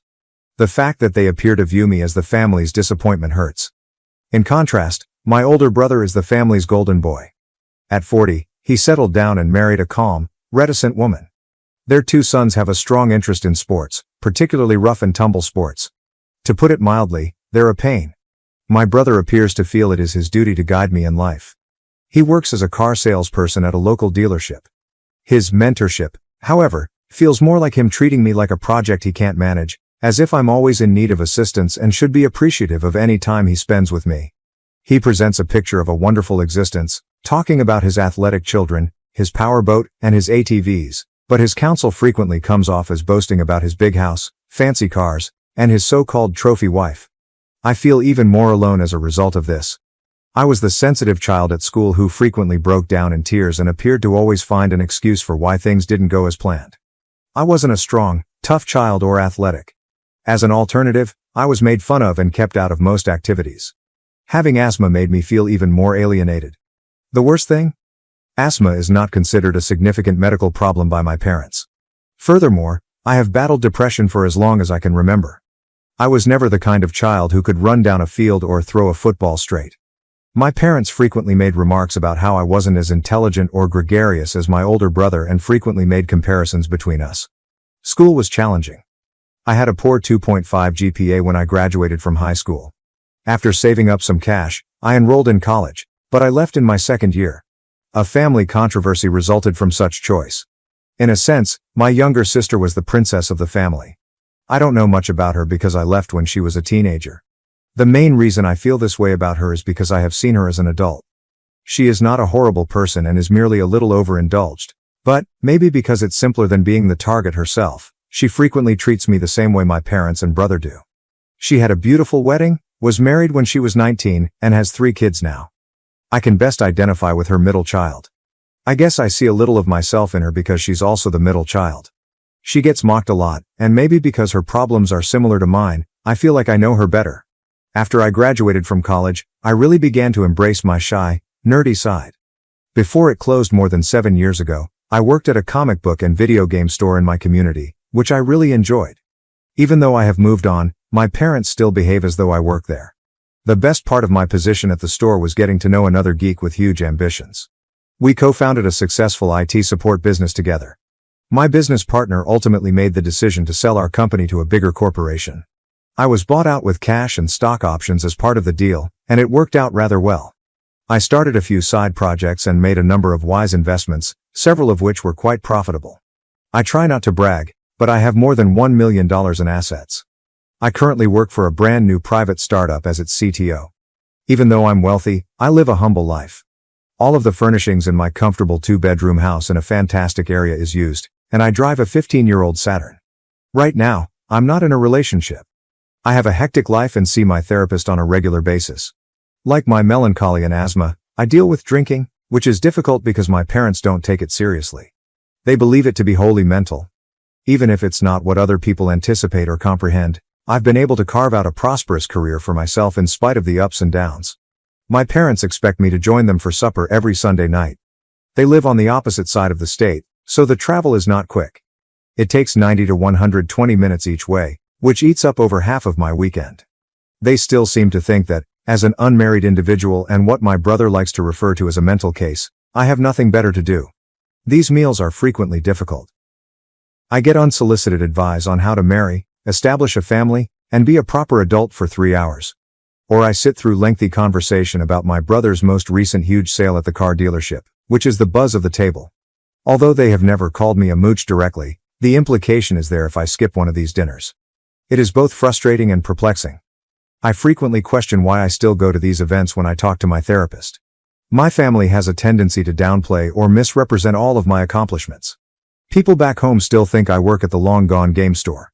My brother was seen as more mature and gregarious than I was, and he had a successful profession.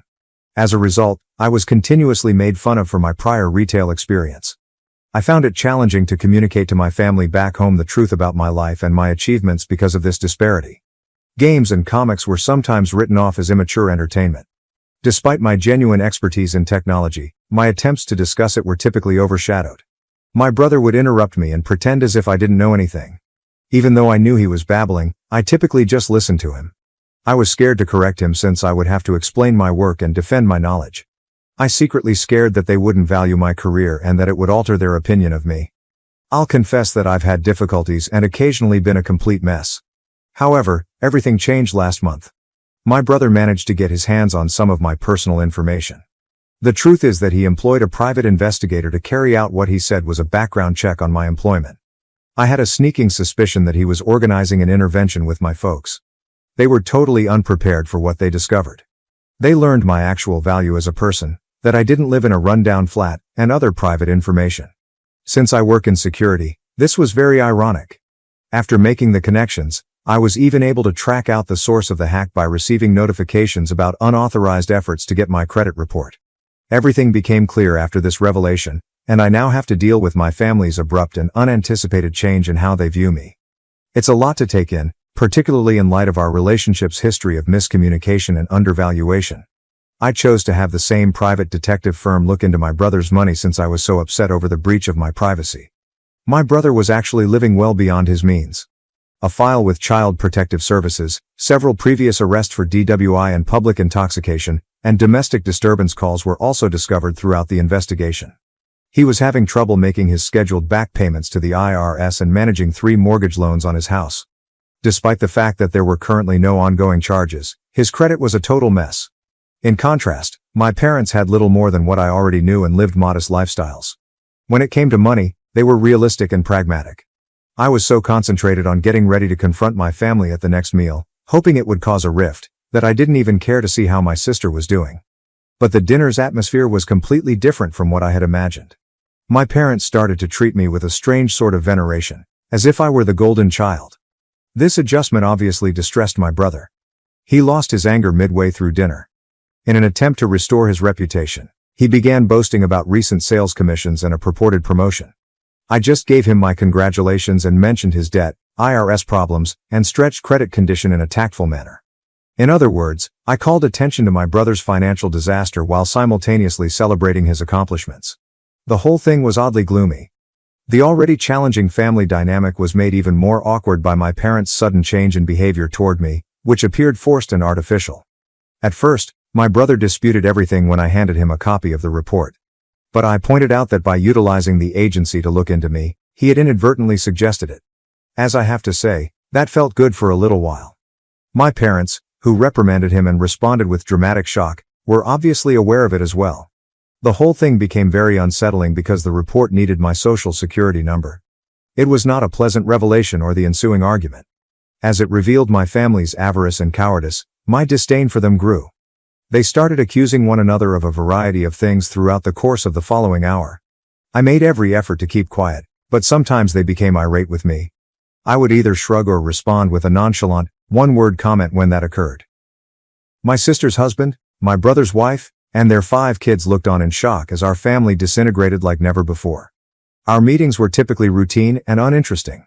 My sister would give updates whenever she could, my brother and his wife would boast about their lives, my mom would strike up a conversation, and my dad would complain in response. This collapse had never occurred during one of our family dinners. It was a tumultuous meal, to say the least.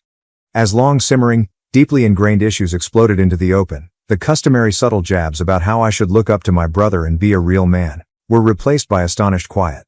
I got into a heated disagreement with my dad, brother, and myself.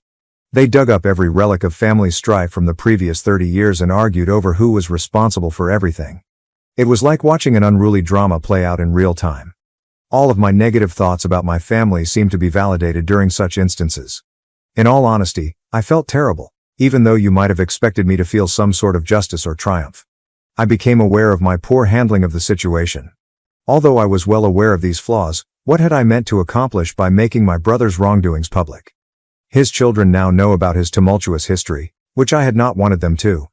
When my brother yelled at me in a fit of wrath, the situation reached a breaking point.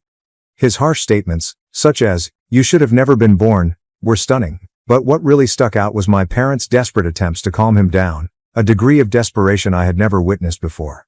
He accused me of being the cause of all the family's problems. They made an effort to intervene, but they never really admitted or accepted responsibility for the way they had treated me throughout the years. I was both very saddened and vindicated. It served as a harsh and obvious reminder of the underlying problems in our family's dynamics. My parents accused me of something else until I could take it no more. They implied that I could have helped but decided not to, claiming that I was refusing to help a sick niece or nephew. I had no knowledge of such a circumstance. No one had ever told me about this issue or reached out to me for help. I suspected they were making things up as they went along, but I didn't challenge it. "I thought you believed I was still working at the comic book shop," I reminded them instead. They never seemed to understand that the store had closed in 2011, even though I had reminded them several times. The way they had misrepresented our family history to fit their storyline appalled me. I drove home after feeling overburdened and annoyed. I'm feeling conflicted right now. Knowing that they would probably put pressure on me to repay them now that they are aware of my money makes me feel deceived. I know what's coming because I've witnessed how they treated my brother in a similar manner. However, I also recognize and value the fact that my parents provided for my basic needs as a child, including clothing, food, and housing. It will be difficult to navigate this labyrinth of thankfulness, bitterness, and freshly set boundaries. I'll probably need my therapist's assistance to process this change in dynamics. It's obvious that establishing clear limits going forward will be essential. Growing up was challenging because, to be honest, I was never the favorite child in my family. My brother mistreated me, but my parents did little to stop it, even though they never physically beat me. My parents responded as though nothing was wrong whether he kicked, hit, or said extremely terrible things. They completely disregarded it. It is really concerning that they do not consider verbal abuse to be damaging or real. Verbal abuse is terrible in and of itself, but it is even more painful when the people who are there to protect you choose to ignore it. I've had enough of fighting this for years. Even though I am aware that they are my family, I feel the need to keep a permanent distance. Although I wish them well, I think it will be better for me to go on and begin a new chapter without them. If I discover someone amazing, like a girlfriend, and we decide to be married and have kids, what will happen? Then, how will I deal with these problems with my family? It may get rather complicated, so I'm attempting to figure it out. How can I introduce my new family to my family if I'm not talking to them anymore? I have a lot of questions about what lies ahead. Prior to reading the update, allow me to give you some advice. Your family didn't appreciate you as a person if they merely wanted you around to boost their self-esteem. They want you around to take advantage of your wealth now that they are aware of your financial achievement. You are not defined by your family. According to everything you've said, they, not you, are the issue. You come across as a good-hearted, diligent individual who endured harsh treatment in your family circumstances. Put your phone away and carry on with your life. You've done a great job creating your own life. Reduce the amount of time you spend with your family as much as you like. They only want your money, and you know it. As a result, you can communicate with them however you see fit. Stay in touch with your therapist to help you move into a life where they don't hold you back. Steer clear of pointless conversations. If at all possible, think about relocating to a new place, packing up your things, and starting over. You are not alone if you have to make tough choices because many people struggle with their families when it comes to dating. Explaining these dynamics to a potential spouse might be challenging, particularly if they have tight family ties. But you will start your own family when the time is right. Actions to take going ahead. If you haven't done, put a security freeze on your credit accounts. If your brother used dealership resources to collect information about you, let the appropriate parties know. The dealership is unlikely to be amenable to being implicated if his activities involved fraud. Speak with an attorney. Despite your youth, mishaps do occur. Your parents would currently inherit your assets as your default next of kin. Put it in writing as soon as you can if you would rather have someone else be the beneficiary. Locate a trustworthy counselor. You may feel sad about being apart from your family in the upcoming months. Speaking with an expert will assist you in processing this. Update. Following the family dinner argument, it was like leaving a battle zone when I got home. I flew across the quiet nighttime road with nothing but my thoughts. I knew that something needed to change as soon as I pulled into my driveway. If I didn't want to go insane, I had to quit throwing family dinners. I concentrated on my work and mental well-being during the course of the following 2 weeks. Not only were the gadgets and comic books strewn over my home visually appealing, but they served as a sanctuary for me. In order to figure out how to separate from my family without totally alienating them, I stepped up my therapy appointments during this period. My therapist, Dr. Bennett, was really helpful. He used methods that felt more like building a fort than a wall to help me set boundaries.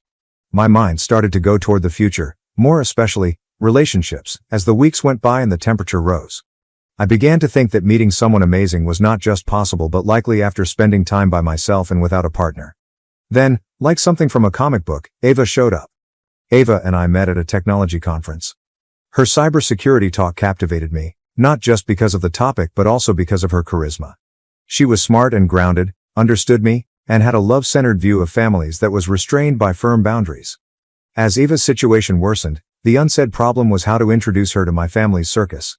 We discussed how to deal with it over numerous pizza-eating evenings. We made the decision to have short, visible, and casual family get-togethers. Everything changed when Ava even offered to help me. Our initial interactions were straightforward coffee dates. I reintroduced myself to family gatherings while Ava was around. Naturally, the first few times were really uncomfortable. My parents were too polite and wary, as though I may vanish at any moment. In contrast, my brother looked to be attempting to express a lot but was having trouble finding the perfect words. But my sister and her kids were a pleasant diversion. My sister's middle child, who looked a lot like me, was instantly won over by Ava. We became accustomed to these coffee dates, which were like short forays into family territory, a brief coming and going. I was able to reconnect without becoming entangled in the chaos thanks to this strategy. Unexpectedly, it started to function. My family adjusted to the arrangement over time.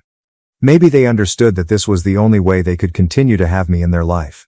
They began to be mindful of my limits. As things got better, I started to consider the long term more. What might the future hold for us? Together with Ava, I envisioned building a solid family foundation based on respect and caring for one another rather than obligation and guilt. I knew there would be difficulties, of course. Ava and I talked about the prospect of living together one summer evening when we were walking by the lake.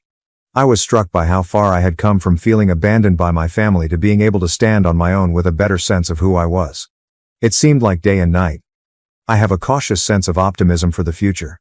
I feel prepared, even though I know the road ahead may be rough with possible potholes the size of craters. Setting limits with my family after Eva was more than simply a matter of protecting myself. It was about making room for new connections and a fulfilling future for myself. The infamous Sunday meals are still planned, but they now take place according to my preferences. I go occasionally and don't go other times.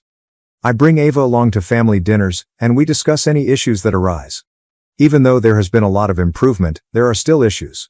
The secret is finding that balance, keeping things harmonious without becoming overpowered. Hi everyone, I'm still learning how to share stuff online, so please be patient with me. I want to tell you everything that's going on in my life at the moment. Let's start by introducing the main characters. I am the storyteller. Peach is our daughter, Mario is our son, and Daisy is my soon-to-be ex-wife. We are currently going through a challenging separation that is quickly turning into a very acrimonious divorce. The main reason Daisy and I are divorcing is that she accepted her bisexuality earlier this year. She expressed her desire for our marriage to be open to me directly. I was not at all comfortable with that notion. When I learned that Daisy had slept with my coworker, who is also one of my closest friends, the situation got even worse. That must have been terrible and awkward. It seemed like a betrayal from both my household and my place of employment as a police officer. We were unable to stay together after that. I took a break to think things out. Daisy did everything she could to keep us together at first. But when it became apparent that I was adamant about not opening our marriage despite her reasons and entreaties, things took a nasty turn. Daisy's perspective had changed. She became bitter, and the last thing I wanted was for her to start playing pawns with our kids. Daisy started telling Peach that she had to leave our home because I no longer loved them. I detested them, she said, and I was destroying our family. It was heartbreaking to hear that, especially in light of Peach's obvious confusion and grief. Our kids frequently visit Daisy's mother's home, where she currently resides. Daisy and her new friend attempt to make these visits seem like a huge, thrilling vacation. Presumably in an attempt to play the cool parents and turn Peach and Mario against me, they lavish them with toys and candy. In addition to our mental struggle, Daisy and I disagree on nearly everything. This involves deciding who should inherit what belongings and how much money one of us should contribute to support the other. The hardest part, though, choosing how to split up Mario and Peach's time. Daisy fights back against every compromise we try to reach.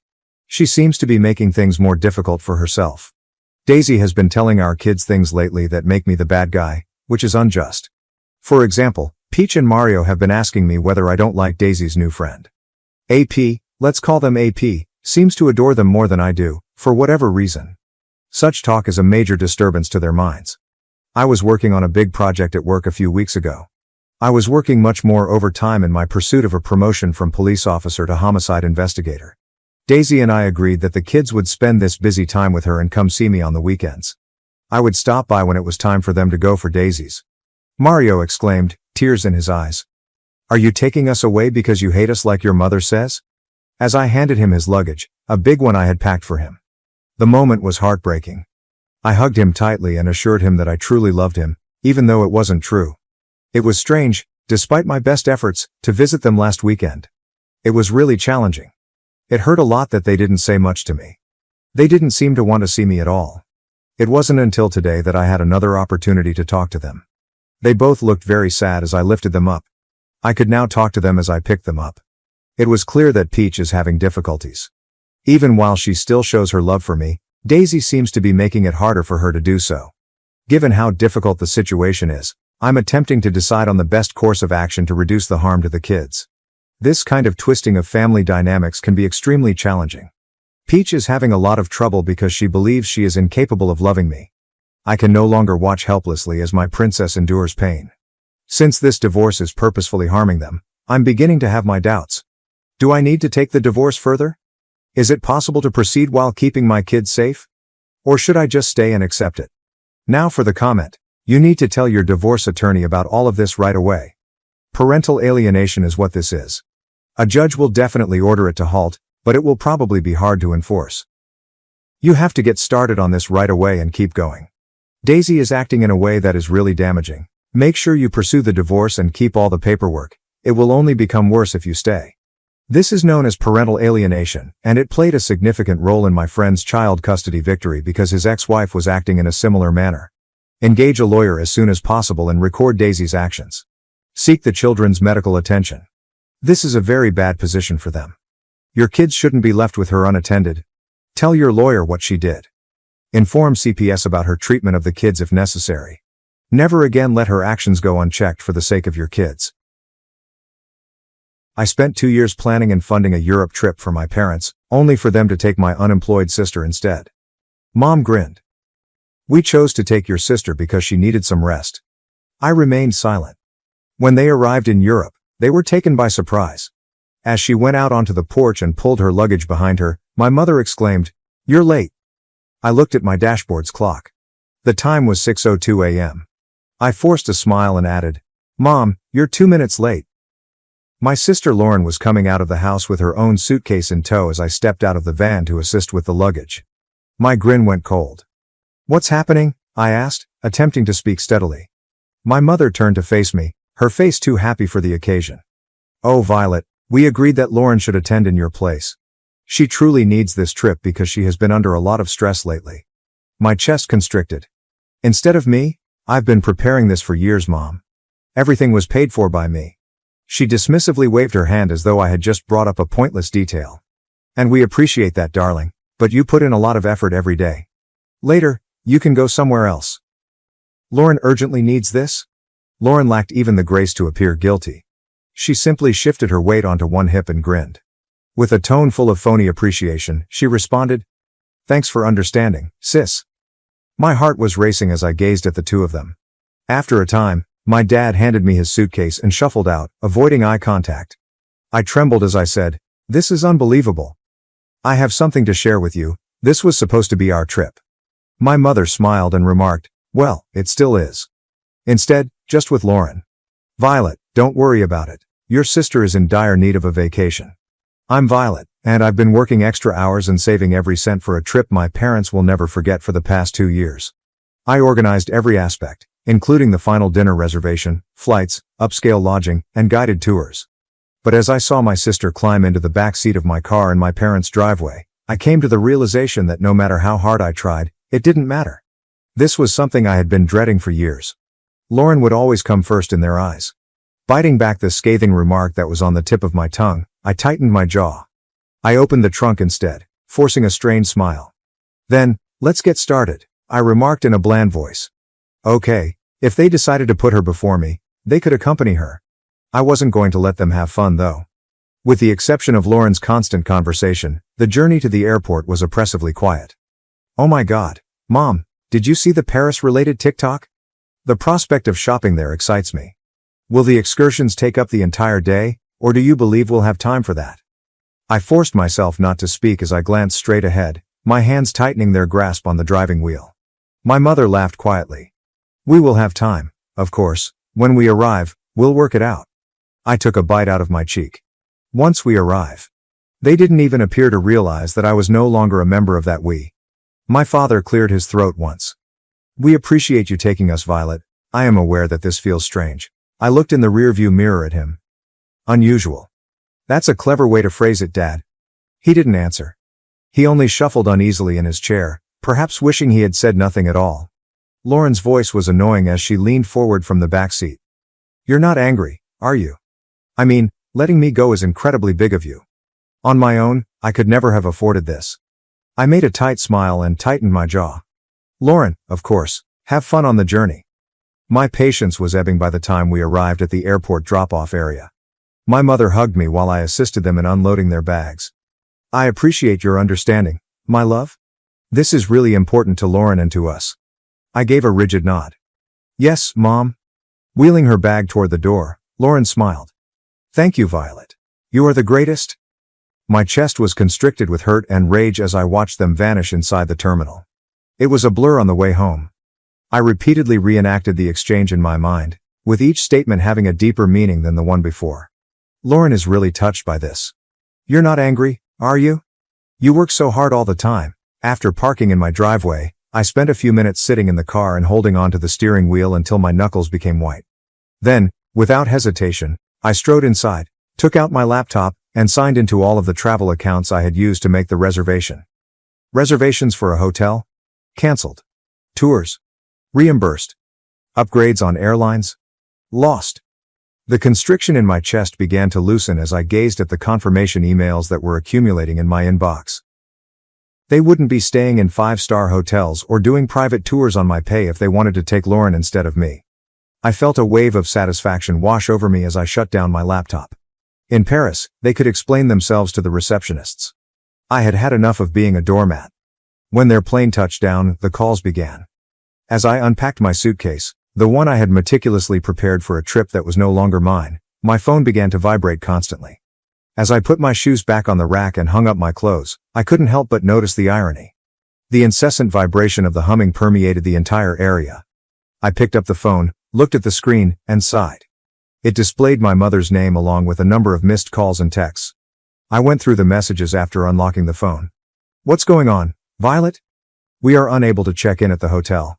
There is no reservation. Give me a call now. This isn't humorous, Violet. Take care of this right away." Before I could stop myself, I let out a laugh. Make this right? After what they had done, did they really think I would step in and save the day? Lauren was calling when the phone buzzed once again. She left me a voicemail after I let it ring. With a tone full of entitlement, she yelled, "Violet, this is so petty. You're the reason we're stuck here. Now is the time to call the hotel and have things fixed." Without hearing the remainder, I rolled my eyes and erased the voicemail. I had been their fixer for years, picking up all the slack and smoothing over all the mistakes. No more. I finally made the decision to respond, if only to put an end to the flurry of calls. As soon as I picked it up, my mother's voice hit me like a tidal wave of rage. What did you do, Violet? None of the tours are currently scheduled, and the hotel claims that the reservation was canceled. After listening to her tirade for a while, I simply responded, I canceled them. After a lengthy moment of astonished silence, she growled, Why would you do that? I answered in a sarcastic tone.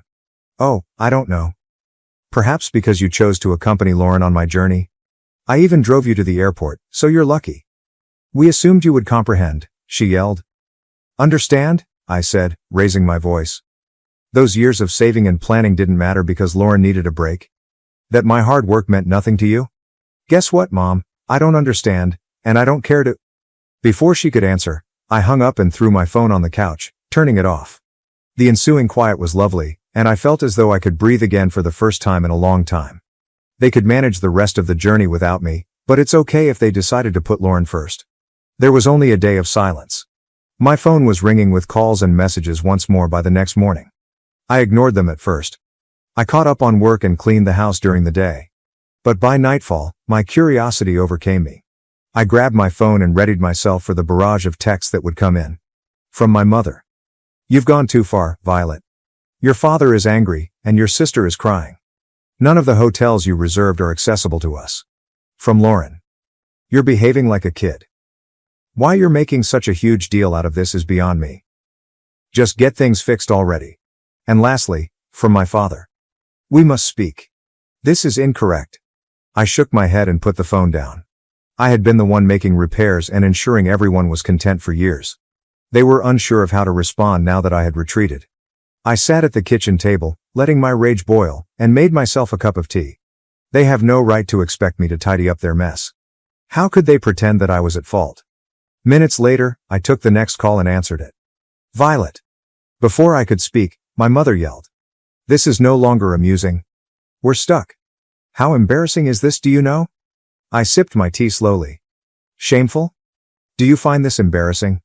Imagine saving for years and organizing every aspect of the vacation, only to be informed that you won't even be going. Quit being so dramatic, she yelled. Lauren was more in need of this than you were. I firmly stated, and now she can figure it out. Mom, you made your choice. Okay, so you wanted to take Lauren rather than me. However, don't count on me to pay for her trip. We're related, she growled. We don't treat one another like this. I laughed resentfully. It's funny, I had the exact same thought. Lauren's whimpering voice could be heard in the background. Simply hang up on her, Mom. She is acting in an unthinkable manner. That was the last straw. With a cold tone, I said, enjoy your trip.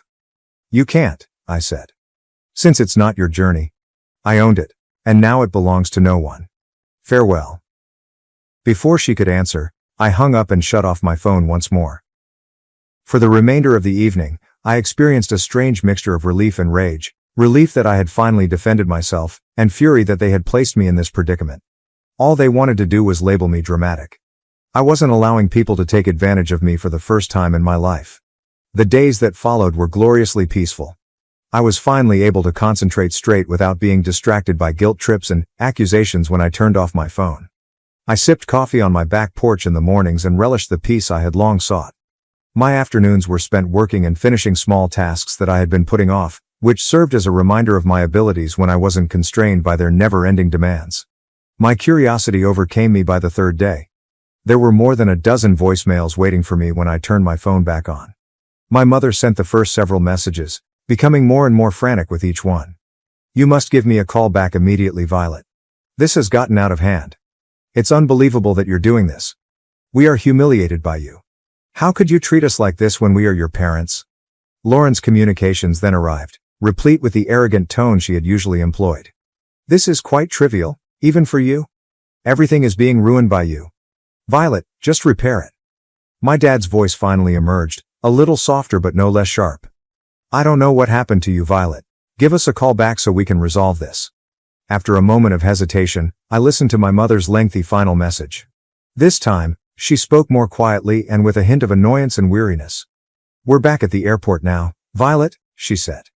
I hope you are pleased with yourself, but the trip is spoiled. Your father and I are, well, disappointed doesn't even come close to describing how upset your sister is. When you're ready to speak, give us a call. Without responding, I erased the voicemails, To be honest, I wasn't prepared to speak and wasn't sure if I ever would be. This was the result of years of them prioritizing Lauren and expecting me to smile in acceptance. It wasn't a one-time error.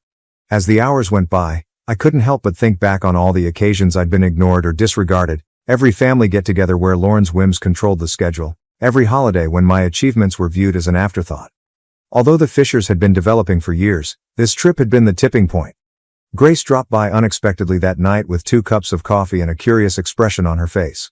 She placed the coffee on the table and remarked, "I heard about what happened.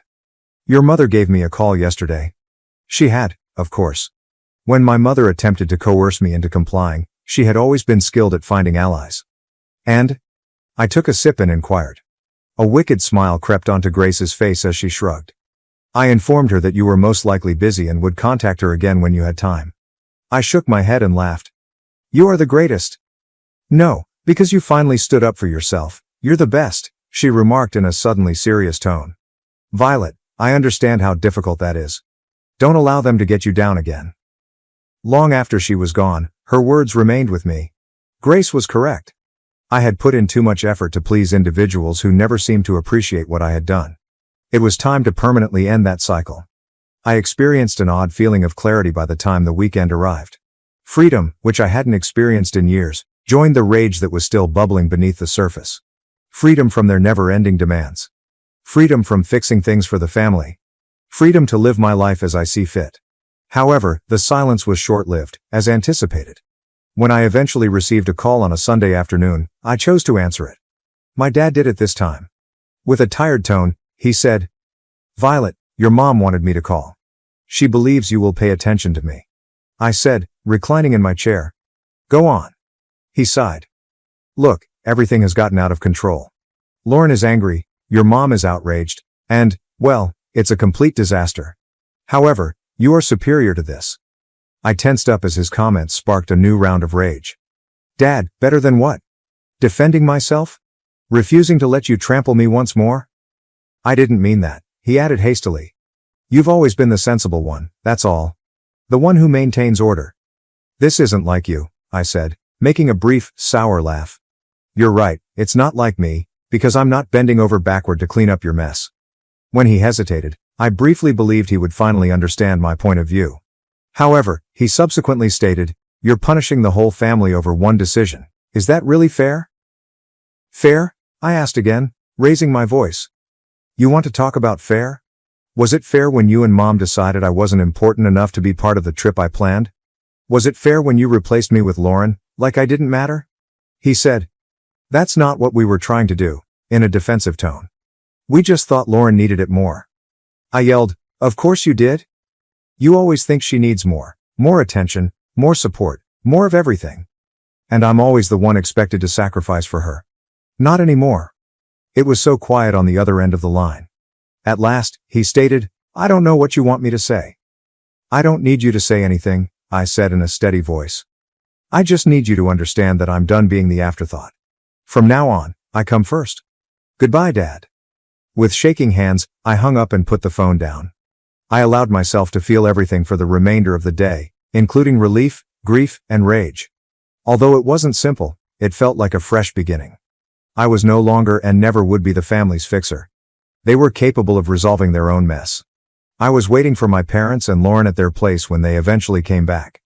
I'd parked in their driveway, sipping coffee and feeling surprisingly calm as I watched their taxi pull up. As they stepped out, dragging their suitcases behind them, their faces were a mix of exhaustion and irritation. Lauren was the first to speak. "Well, I hope you're happy, Violet."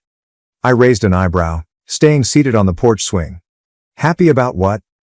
"Our trip was a disaster," my mom snapped, waving her hand as if to brush the whole thing away. "We spent the entire week staying in dingy hotels and eating terrible food because we couldn't afford anything decent. And don't get me started on the tours." Lauren chimed in, crossing her arms. "Oh wait, there weren't any? Do you know how embarrassing it was to show up and be told there was no reservation?" I took another sip of coffee, letting their frustrations wash over me. "Sounds rough," I answered finally, my voice cool. "But you wanted to take Lauren, remember? I'm sure you all had some great bonding time." "That's not the point," my mom shot out, her voice rising. "You knew we couldn't afford all the things you'd planned. You set us up to fail." I stood up, setting my drink down on the tiny table next to me. No, Mom, I didn't set you up for anything. I planned a trip for the three of us, something special I'd been saving for years. You're the ones who decided to cut me out at the last second. When my father did speak, it was in a lower but no less accusing tone. You didn't have to cancel everything, Violet. That was extreme. With my arms folded, I questioned. Was it? Why should I have paid for a trip I wasn't even invited to? If Lauren needed it so badly, you should have planned it yourselves. You're lucky I didn't cancel the return flight. Lauren rolled her eyes. You're so dramatic. It's just money, Violet. And you're so entitled, I retorted, at last losing patience. Or do you just think that because someone else handles it, things automatically happen for you? Do you have any idea how much work and sacrifice went into planning that trip? For a time, they stood stunned into silence. With a steady yet forceful voice, I went on. I've spent years being the responsible one, the one who fixes things, plans things, and makes sure everything runs smoothly. Additionally, you've taken everything for granted for an equal amount of time. My mother began to say, that's not fair. But I interrupted her by raising a hand. No, Mother. The way you treated me is unfair. I decided to stop being your doormat because, as usual, you picked Lauren over me. Did you not want me to go? All right. However, without me, you are unable to reap the rewards of my labors. I turned to go after grabbing my luggage from the porch swing. I'm happy you made it back safely, but don't count on things to return to normal. I'm finished. They called after me as I was making my way to my car, their words a mixture of shame and rage, but I didn't turn around. Every visit from my parents' place had left me emotionally spent for years, but this time I felt lighter after saying all I'd been holding in and, for once, not worrying about their reaction. The trip home was oddly serene. I prepared a cup of tea when I came home and sat on the couch, mentally reliving the encounter. They had been so confident that I would give in, as I always do, but seeing their shocked expressions as I left served as a reminder of how much I had changed. I was done spending my life to satisfy their expectations, therefore it didn't matter if they were upset, offended, or ashamed. Grace called me the following day. How did it go? Without making an effort to be polite, she inquired. I leaned back against the kitchen counter and chuckled. Just as you would expect. Lauren is sulking, they are enraged, and Mom is presumably attempting to find a way to guilt me back into compliance. Grace gave a little snort. Give her a chance. Now that you have a backbone, I'm here to make sure it remains in place. I smiled, appreciating her steadfast assistance. Grace, thank you. I mean it. Throughout everything, you have been my pillar of support. Anytime, she continued, her tone softening. So, now that you're not playing family fixer anymore, what's next for you? Since the encounter, I had been wondering what would happen next. I had spent years trying to win my family's approval and pleasing them, so now that I was free of that weight, the options felt limitless, and a bit scary. I said, I don't know yet, but I feel like I have the final say. No one else, not even them. Only me. I heard Grace say, sounds like the start of something amazing, and her smile was audible. Over the course of the following few weeks, I began making little adjustments that felt significant in their own right. I redecorated my living room, replacing my parents' hand-me-down furniture with pieces that felt particularly mine, and I spent weekends visiting nearby parks and cafes, things I had always wanted to do but had never had time for. I began journaling, putting down my ideas and dreams without considering what other people would think of them. Every little step felt like regaining a piece of myself that I had been unaware I had lost. As the canceled reservations looked back at me one evening when I sat down with my laptop and opened the spreadsheet I had used to organize the trip, I felt a wave of resolve rather than regret. I wasn't going to waste that money, which had been intended for a once-in-a-lifetime event, so I closed the spreadsheet, opened a new tab in my browser, and searched solo travel ideas. It wasn't the same itinerary I'd planned for them, and it wasn't about making a statement anymore. Instead, it was for me, a chance to celebrate my independence and finally put myself first, when I scheduled a solo trip to Italy a few weeks following my parents' return. I had never traveled alone before, so I was both excited and anxious when I landed in Rome. However, as soon as I left the airport and entered the busy city, I knew I had made the right choice. There was no schedule, no one else to think about, just me and the freedom to do exactly what I wanted. I spent my days exploring cobblestone alleyways, marveling at ancient ruins, and enjoying meals at quaint tiny cafes. I took out my journal, which I had carried with me, one afternoon while enjoying a gelato. I had been writing about my goals for years, but they were usually entwined with making other people happy. As I was writing, the emphasis changed. Acquire a new language.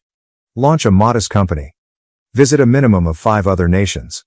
As the list expanded, each objective reflected the life I wished to lead rather than the one that had been expected of me.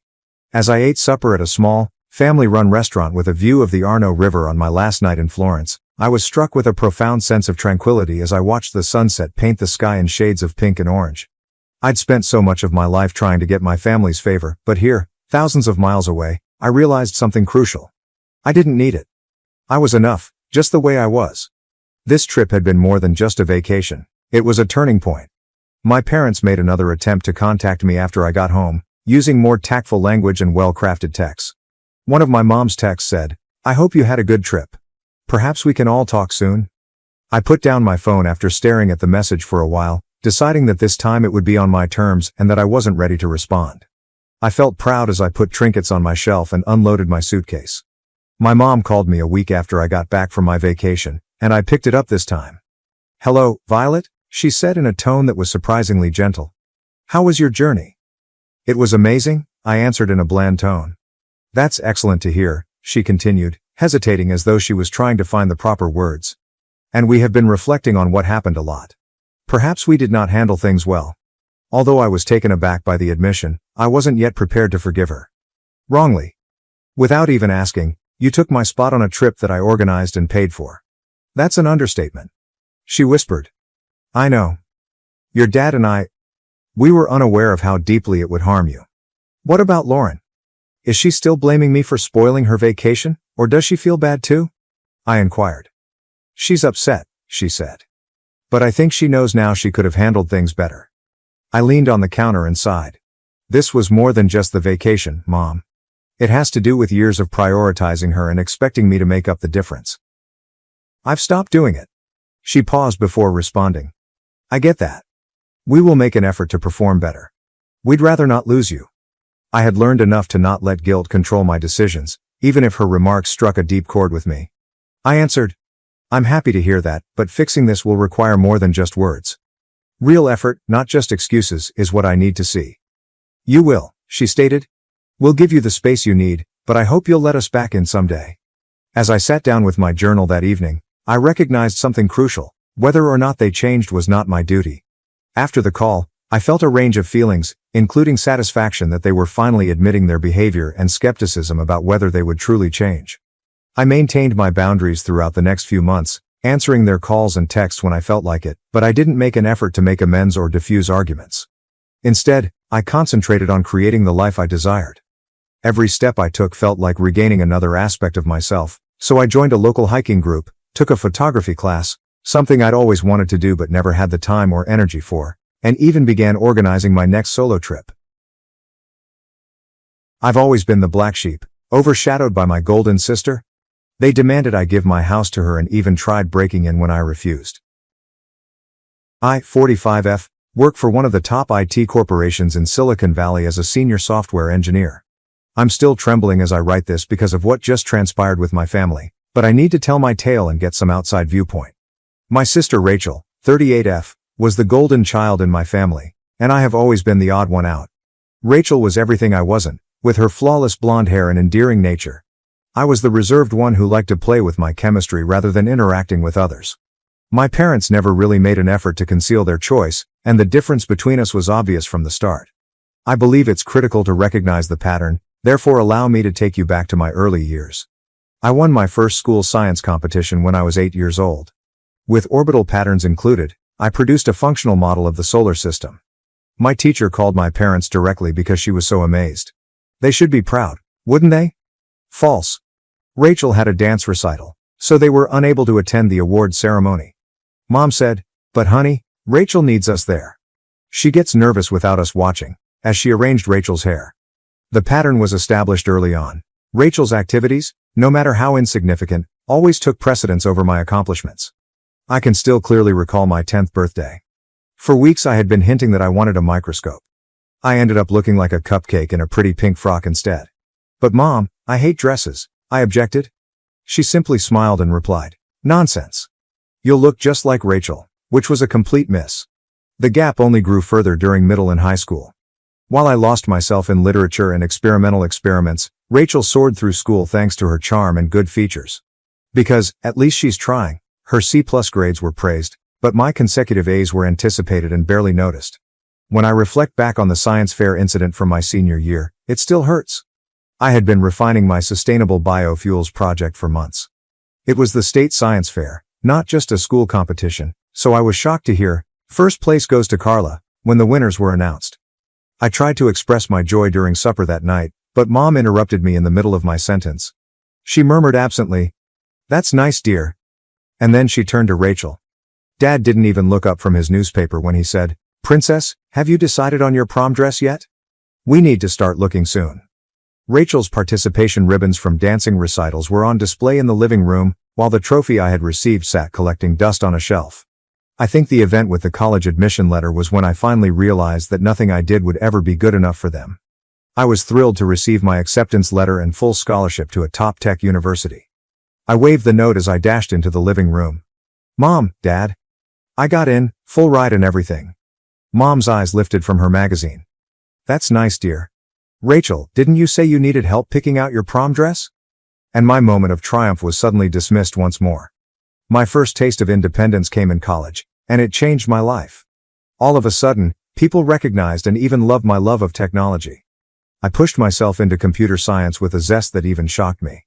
I was flourishing in my new setting while Rachel struggled through community college, more interested in parties than schoolwork. Rachel would complain, "College is so hard," when we occasionally spoke on the phone. "I don't know how you do it, Carla." I resisted the temptation to suggest that she may find it easier if she studied more and partied less. I simply shifted the topic and muttered some ambiguous encouragement instead. Rachel revealed to me during my sophomore year that she was engaged to her high school boyfriend David, 42 million. As you might assume, their wedding was perfect. Yes, the same guy who previously asked me if science was like really hard and stuff. I stood there in a pink nightmare of a bridesmaid dress, forcing a smile for the pictures. Rachel was glowing, and David looked awkward in his tuxedo. During the reception, Mom whispered to me, "Isn't this perfect? This is what every mother dreams of for her daughter." I was hesitant to ask if she had ever dreamed of anything for me. After all, it was Rachel's day. As I focused on developing my IT job, Rachel's life appeared to be a straight-out script from our parents' fantasies. She revealed her first pregnancy within a year after getting married. 9 months later, Sophie, 8F, came, and 2 years later, Nathan, 6M. In the meantime, I was advancing professionally.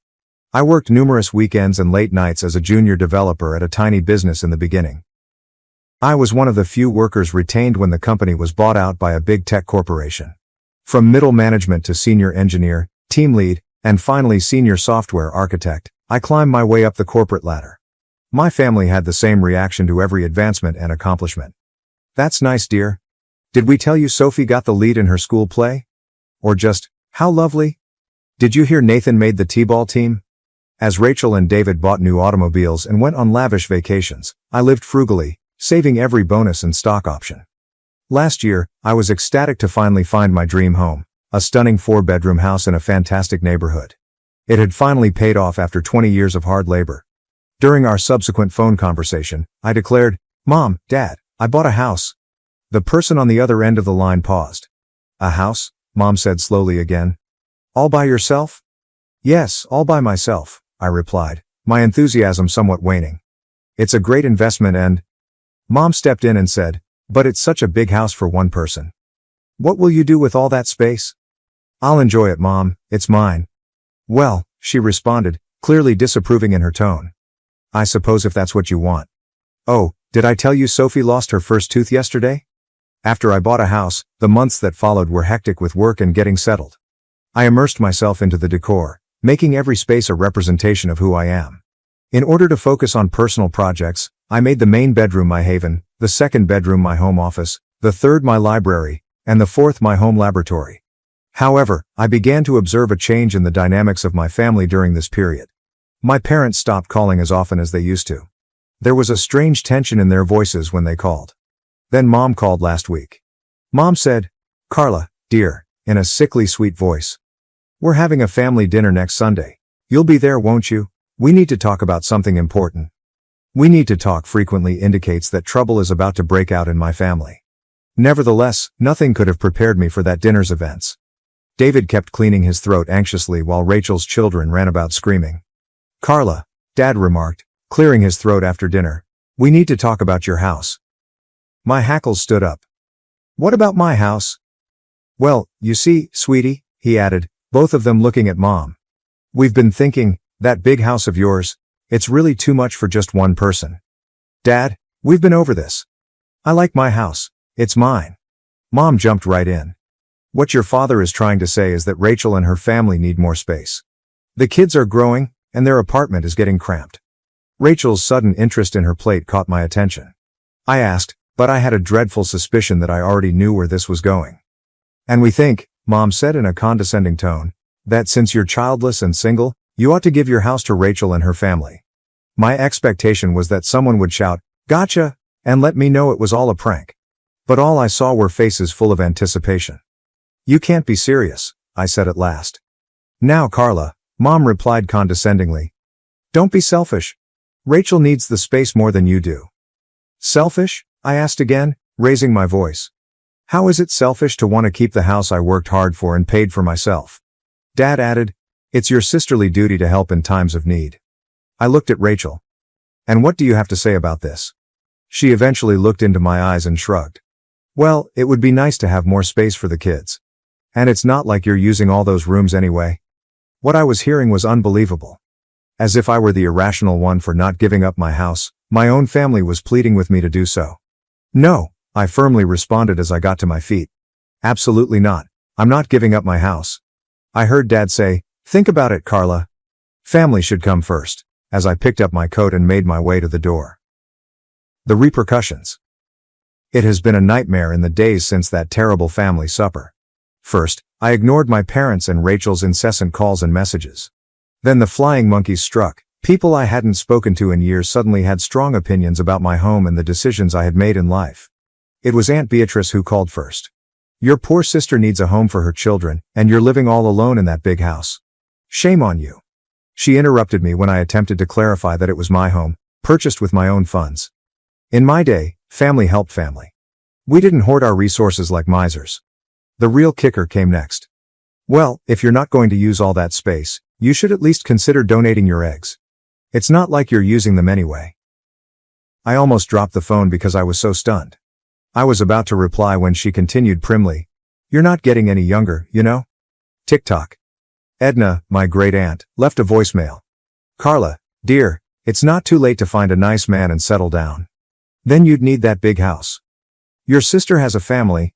What do you need 4 bedrooms for? Your work? Uncle Robert texted. A series of increasingly audacious messages continued to arrive. Every relative appeared to have a different take on my life decisions and how I ought to manage my possessions. To prevent getting more texts when I get home, I've started staying late at work. My phone is always buzzing with guilt trips and new judgments. Even though I've blocked a number of them, they continue to originate from fresh ones. But something feels different tonight. Call it paranoia or intuition, but I can't shake the uneasy sense that my family might try something out of the ordinary. Especially concerning was Rachel's final message. You'll see reason eventually, one way or another. Reddit, I need your advice. Am I being selfish, really? Should I risk being totally shunned by my family by standing my ground, or should I just give in to keep the peace? Above all, should I be concerned about Rachel's most recent message? First update. Since I first posted about my family attempting to coerce me into selling my house, 2 weeks have gone by. I am utterly disturbed by what transpired yesterday morning, and I must share this amazing news. I've spent the last few days working from home due to a severe cold. Nothing major, just enough to satisfy my boss's demand that I take a break. I was on a video conference with my team at around 10 in the morning when I heard a sound that chilled me to the bone, someone attempting to open my front door. I initially believed I was dreaming, but then I heard the familiar jingle of keys and recognizable murmurs. After muting my phone and sneaking over to the front window, I was astounded by what I saw. My parents, Rachel, and David were on my porch, and there was a moving truck parked in my driveway.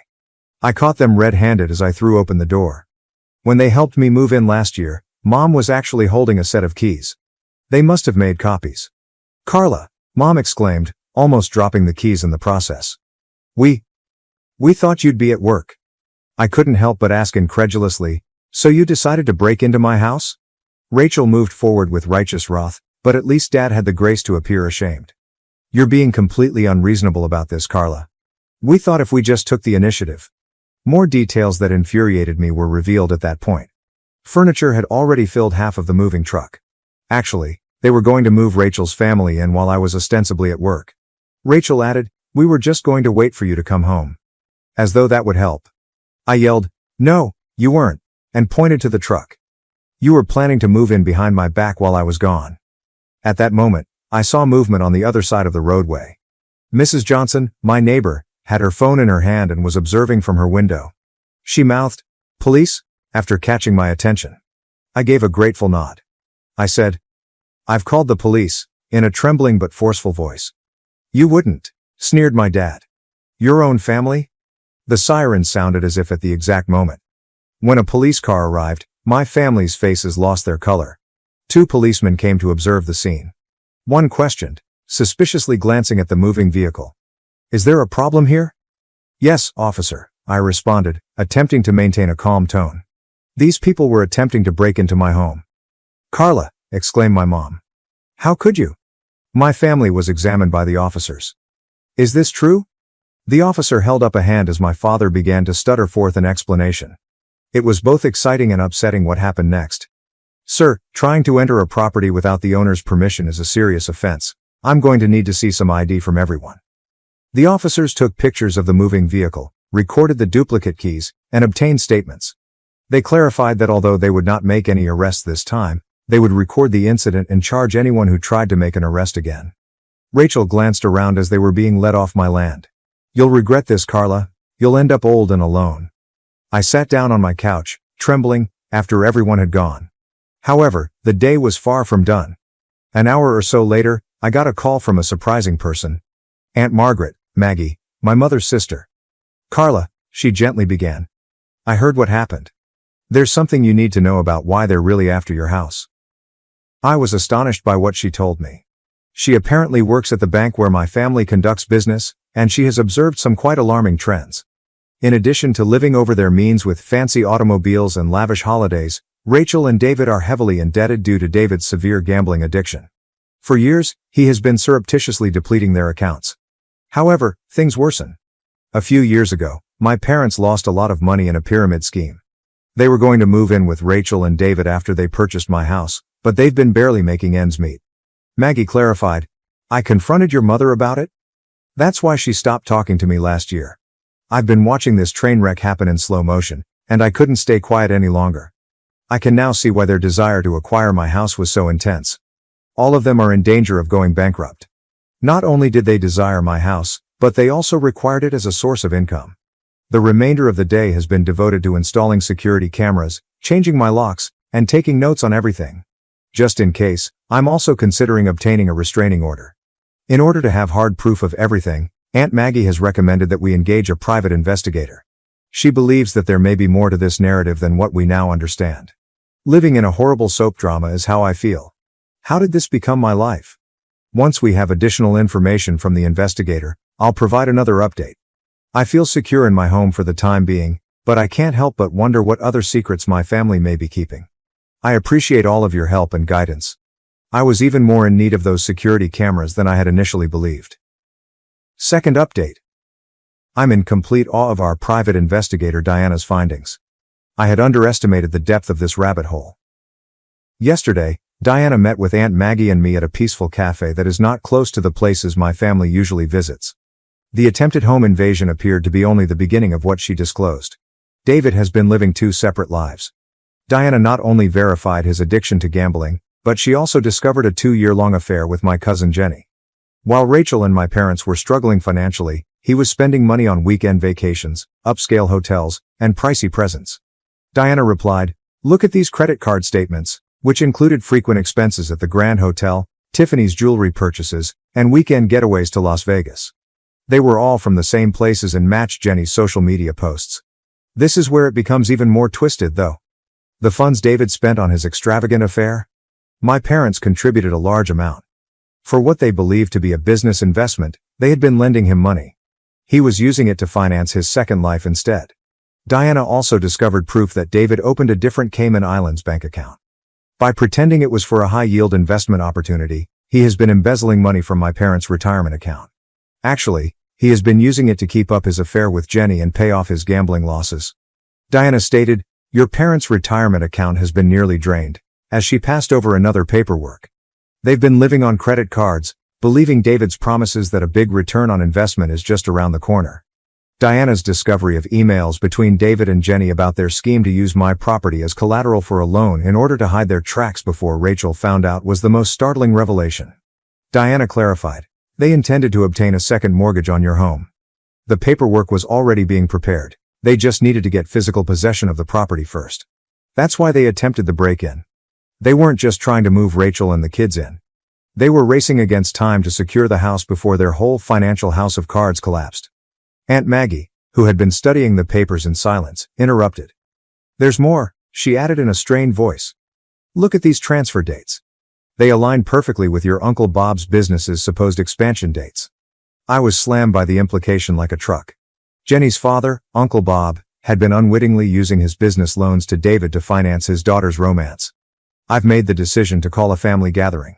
My parents, Rachel, David, Uncle Bob, Aunt Clara, Jenny, and all the other family members who have been bugging me about my house will be present. They are coming to my house, the house they attempted to steal, at 2 p.m. tomorrow. I will present all of this evidence, with bank statements, hotel receipts, pictures, and email correspondence. Diana has put together a thorough presentation of her research. Aunt Maggie will be present to verify the bank account information. To make sure that things don't go out of control, I've even recruited security. You need to be prepared, Diana cautioned me. When cornered, people like this tend to lash out. They might try to blame you for investigating or accuse you of destroying the family. I'm tired of being the family doormat, even though I know she's right. Everything is different tomorrow. I feel bad for bringing this to everyone's attention, especially Uncle Bob and Rachel. Both of them are also sufferers of this. However, I can't find it in my heart to be nice about this after years of being treated like a second-class family member and being forced to give up my house to cover for their falsehoods. The security cameras have been set up. The evidence is arranged. My family will discover tomorrow that the quiet, dependable sister they have been taking for granted has finally had enough. After the meeting, I'll provide another update. I have a feeling it will be explosive. I'm currently here in my home office, going over these records, and trying to comprehend how the family that made me feel self-centered for keeping my house was actually going to use it to hide their own network of deceit and lies. After the heated family gathering, the dust has finally settled. But my life has taken a totally unexpected turn. I want to explain how everything transpired and the current situation. The altercation proceeded as Diana had anticipated. The room exploded when I showed them the proof of David's financial schemes and affair with Jenny. The security personnel had to restrain Uncle Bob after he lunged at David. Jenny attempted to leave the room, but Aunt Maggie barred the door, and Rachel broke down in tears. The best part was when I showed my ace card, which was recordings of David and Jenny talking about how they were going to use my house as collateral for loans. My parents' faces became pale when they recognized the full scope of their alleged investment opportunity. In the aftermath, I made a firm move. I started by informing the ethics committee of David's business about his financial malfeasance. He was put on administrative leave pending investigation within 24 hours. He was fired at the conclusion of the week for breaking company finance regulations. Additionally, his professional licenses were revoked. I then assisted Uncle Bob in starting legal action to recoup his business loans using Diana's proof. David had misrepresented the entire investment strategy, according to the damning paperwork. Although the matter was resolved out of court, David's remaining possessions were taken away. My parents had to come to terms with themselves.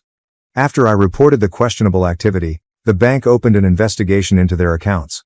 All 5 of them now jammed into a tiny rented apartment, just as they had intended to do in my house, after being forced to sell their home to pay off their debts.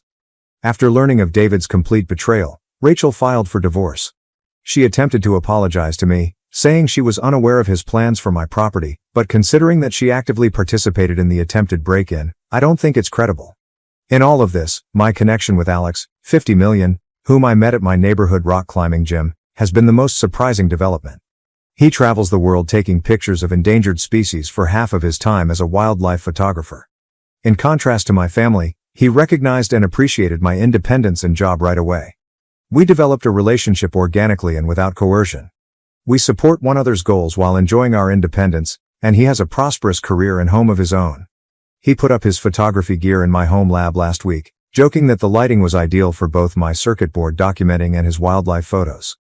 I now consider Aunt Maggie to be my real family. Every week, we get together for supper and talk about everything from her crazy childhood memories to investing techniques. She shocked me last month when she disclosed that she had changed her will to name me as her heir. She responded to my protest by saying, "You're the daughter I never had, Carla, the one who truly understands the value of hard work and integrity." Most of the remainder of the family has split up into different camps. It seems that Jenny and David made an effort to keep dating, but as soon as the money stopped coming in, their romance ended. She has relocated to a different location, and he has accepted a position at a Nevada used car dealership, which is very different from his previous executive one. Rachel and my parents still make an effort to get in touch with me on occasion, mainly when they need money. I've blocked their phone numbers and told my attorney to take care of any correspondence.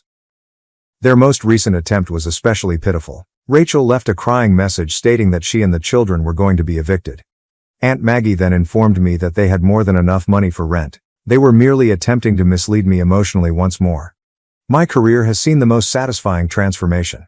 I've been able to give my career my whole attention without the continual drain of family conflict. My firm just promoted me to Chief Technology Officer, something I might not have accomplished if I were still subjected to their emotional manipulation and incessant demands. I now consider my house to be my home. The area they once attempted to take has been transformed into a sanctuary by me. Modern equipment has been added to the home lab, and one of the bedrooms has been converted into a library and photography studio where Alex and I work on our individual projects. Originally put for protection, the security cameras now primarily record wildlife in my garden. In order to record the family of foxes that have taken up residence beneath my deck, Alex has even installed a few specialist cameras. The fact that my house, which my relatives said was too big for one person, is now more loving and purposeful than they could have ever dreamed is a lovely irony. I've discovered that family is about respect, understanding, and support for one another rather than blood ties or duties. I've learned what true family looks like from Aunt Maggie, Alex, and my close friends. They love me for who I am rather than what they believe I should be. They support my decisions rather than criticize them, and they celebrate my accomplishments rather than downplaying them. I want to express my gratitude to everyone who helped me along the way. I was able to resist being abused by my biological family because to your counsel and support. And to anyone experiencing similar familial pressure, keep in mind that despite expectations from family, you have the right to defend what you fought so hard to achieve. Despite what some people may think, my narrative isn't about retaliation.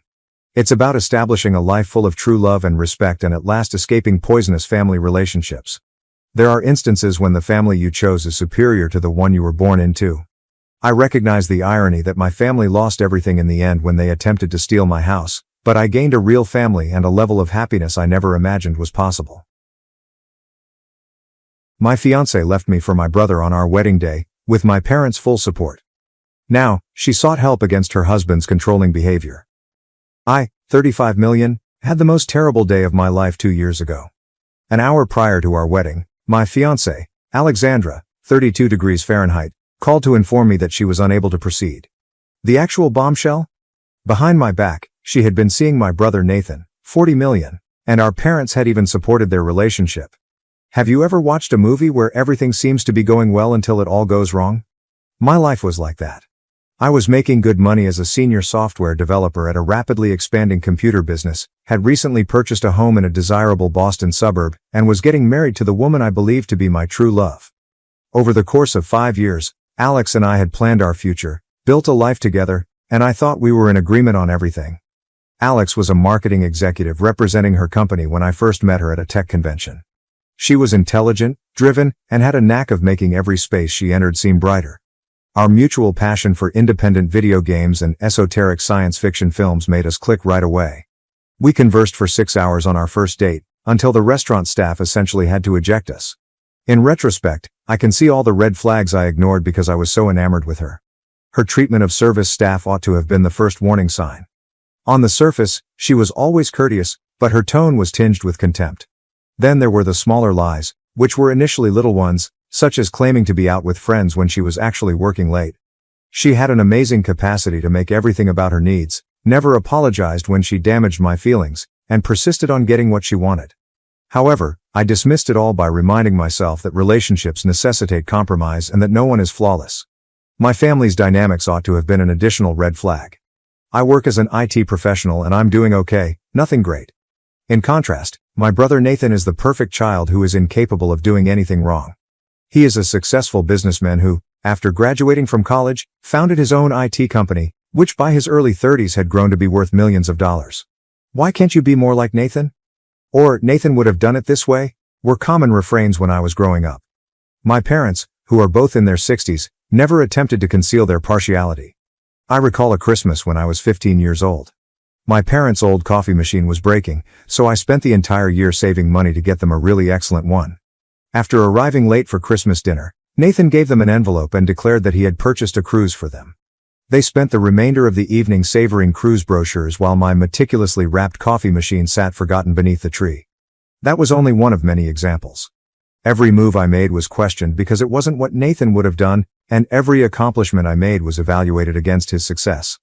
I should have seen Alex's eyes light up when Nathan told her about his business endeavors when I first introduced her to my family. I should have seen how she progressively began to get closer to him during family get-togethers and how their discussions seemed to become more in-depth and personal. However, I was too preoccupied with organizing the wedding and envisioning our future together to notice it. Like all previous important days, the wedding day began as usual. I felt both anxious and eager. Alex had fallen in love with the gorgeous vineyard location we had selected, which was outside the city and offered a breathtaking view of the mountains. The flowers, the music, and the meticulously prepared meal that had taken months to perfect were all ready. My phone rang that morning while I was standing in my hotel room, fiddling with my tie for the 100th time. Alex informed me she couldn't marry me in a chilly, almost clinical voice. Then the actual bombshell arrived. Nathan was her genuine love. She sounded no apologies. She merely stated that she needed to follow her intuition. As she described how she and Nathan had been dating for months, I stood there with my hands shaking so much that I could not hold the phone. She hoped that one day I would comprehend that they had attempted, but were unable, to fight their emotions. The worst part is that I found out my folks already knew when I arrived at the location to handle the repercussions. That morning, Nathan had informed them. They were too busy attempting to manage the situation, to spare me disgrace to warn me. With the bold suggestion that perhaps it was best, my mother Catherine, 62 degrees Fahrenheit, said, "You wouldn't want to marry someone who doesn't love you." My father simply nodded, more concerned with the opinions of their golf club acquaintances than with his son's struggles. The hours that followed were a haze of canceled merchants, perplexed patrons, and pitying glances. While I sat in a back room, still wearing my wedding suit, trying to comprehend how my entire life had fallen apart in one morning, my best man attempted to take care of the practical details. My parents informed me that there had been an unfortunate situation, and the wedding had been canceled after some guests had already come, all dressed to the nines. I didn't realize the full scope of their betrayal until months later. I learned that my parents had actively pushed Alex to leave me for Nathan through a mutual acquaintance. They had assured her that she would have a better life with Nathan and that she was too good for me, promising to provide for her financially if she decided to choose him over me. For months, they had been planning this behind my back while grinning at me and assisting with the wedding preparations. The buddy shared with me text conversations in which my mother set up accidental meetings between Nathan and Alex, giving them chances to hang out. Alex had been informed by my mother that Nathan had always harbored feelings for her and that they would be a better fit.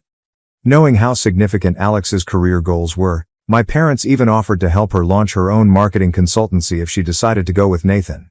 I walked away from everything that day. I moved to a distant state, quit my job, and stopped communicating with my family. I updated my email, my phone number, everything. I couldn't bear to live in the house I had purchased with all the memories, so I let the bank foreclose on it. The awkward interactions with mutual acquaintances who were at a loss for words and the pitying glances from coworkers who had been invited to the wedding were too much for me to bear. My therapist, whom I began seeing to cope with the trauma of it all, was the only one I continued to communicate with. She assisted me in realizing that what I had gone through was a significant betrayal by everyone who was meant to love and care for me, not just a failed relationship. We unraveled how my parents' partiality had influenced my relationships and sense of self as we worked through the years of family dynamics that had brought us to this place. Although they haven't been easy, the last 2 years have been essential. I rented a modest apartment in a peaceful area, got a new job at another computer business in Denver, and began gradually re-establishing my life. Through a local hiking group, I gained new friends who welcomed me for who I am now and didn't know anything about my background. I began meditation, worked on my mental health, and discovered how to be content on my own. I even hesitantly resumed dating. Just casual dinners and coffee meetings, Nothing serious. Every date made it clearer to me that Alex's behavior and the toxic relationships in my family were more important than my personal value. I discovered how to follow my gut and recognize warning signs in others rather than justifying them. I poured myself into new tasks at work, which led to a promotion and the appreciation of my coworkers. For the first time in my life, Nathan's accomplishments were not being used to gauge my own. I could just produce my best job and be myself, and that would be plenty. My newfound acquaintances appreciated me for who I am, not for what they believed I ought to be. I believed that chapter of my life was finally over. I had a good group of friends, was doing well at work, and was even considering purchasing a home once more. Without the looming specter of my family's expectations, I had established a new life for myself, one that was based on my own terms. Then Alex arrived at my door last week. First update. Last week, I nearly didn't recognize Alex when I opened my door and saw her standing there. I had lost the slick, self-assured marketing executive I had known. Someone who appeared to have not slept well in weeks took her place. Her once flawless makeup was unable to cover up the heavy circles under her eyes, and her fancy attire had been swapped out for a simple sweater and trousers. When I allowed her in, she was trembling, not from the chilly Denver night, but from what I soon discovered to be ongoing anxiety. She told me everything while we sat in my living room, which is where I've been reconstructing my life for the past 2 years. As my parents had predicted, her marriage to Nathan had begun happily ever after. He lavished her with costly presents, helped her launch her own marketing firm, and purchased her a home in Boston's most affluent neighborhood. However, the dream soon became a nightmare. It turns out that underneath his endearing facade, Nathan is precisely who I always believed him to be. Everyone's favorite wealthy, charismatic businessman is a skilled manipulator. Alex talked about how he gradually took over every part of her life behind closed doors. It started out with suggestions on her business choices. Demands concerning who she could collaborate with followed. He eventually took a seat on the board of her business and was given the last word on all contracts. She described the gaslighting to me, including how he would move items around their home and claim she was responsible, how he would contradict their conversations from a few hours prior, and how he would tell their acquaintances she was losing her mind anytime she attempted to confront him. The worst thing? Everything was made possible by our parents, particularly our mother Catherine. Alex wiped away her tears and remarked, "Your mom tells me I'm lucky to have Nathan and that I need to try harder to make him happy." "That's just how successful men protect their interests," she responded when I informed her about his threat to steal everything if I left. Hearing about their son, my nephew, who is now entangled in all of this, was more heartbreaking than Alex's tragedy. Alex claims that even though he is only 18 months old, Nathan is already acting in a domineering manner toward him. Nathan has very stringent restrictions regarding everything, including the baby's playthings, colors, and when he can sleep. If the infant cries during his crucial calls, he becomes irate and accuses Alex of not managing him properly. She started crying when I brought up the subject of a potential divorce. Nathan has stated unequivocally that he will ruin her if she leaves. He has the resources, the contacts, and, above all, the backing of our parents. He has vowed to deny her custody of their son, force her to pay for her legal bills, and make sure she never again works in marketing. She came to me for that reason.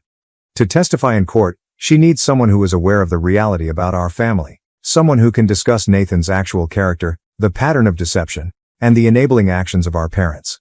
She believes that my evidence could support her cause, particularly with relation to custody. "No," I replied. I didn't argue or yell. I simply informed her that I couldn't assist. I'll probably never forget the expression on her face. The difficulty is that I've learned in therapy for the past 2 years that I'm not in charge of solving other people's problems.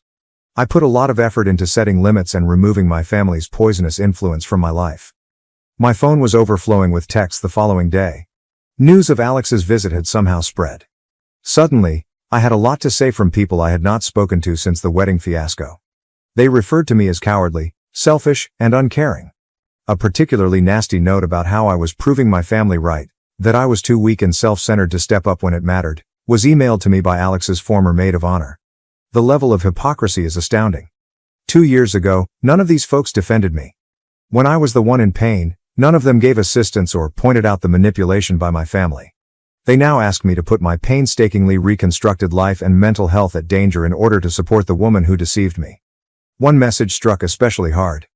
"Your nephew, an innocent child, is involved," a mutual friend wrote. "Alex doesn't deserve to suffer for everything he did to you. And that's the reason I can't sleep at night. That young guy is on my mind all the time." Being born into this chaos was not anything he requested. None of this was his choice. Alex is growing up in a home that might leave him permanently scarred if what he says is accurate, which I think is based on my experience with Nathan. I understand what it's like to be raised in Nathan's shadow. Will things go worse for his son? However, becoming involved would require me to reintegrate with my family. It would entail dealing with Nathan once more, enduring the manipulation of our parents, and possibly being the object of my brother's retaliation. I might lose everything I've worked so hard to build over the last 2 years. I am therefore at a crossroads. Do I uphold the limits I've worked so hard to create, putting my stability and mental health first? Or should I put everything on the line to save a defenseless child from the same toxic family dynamics that harmed me? To be honest, I have no idea what to do. My therapist advises me to carefully consider what I can contribute in a practical way without endangering my own health. However, every time I attempt to reason with it, I see the image of that young boy. I need your opinion, Reddit. Am I being self-centered by not offering assistance? Or should I defend the tranquility I've at last discovered? What exactly would it look like to assist my nephew without getting sucked into the family conflict again? Second update. A week has passed since my last report, and things have become worse in unexpected ways. My family seems desperate to pull me back into their insanity, even though I hoped that ignoring everything would make it go away. Nathan sent me an email yesterday morning. My stomach dropped when I saw his name in my email. It was a brief but menacing message. I've heard that our ex-fiancé came to you in tears. If you know what's best for you, stay out of family affairs. It's been 2 years since you were involved. Don't change anything.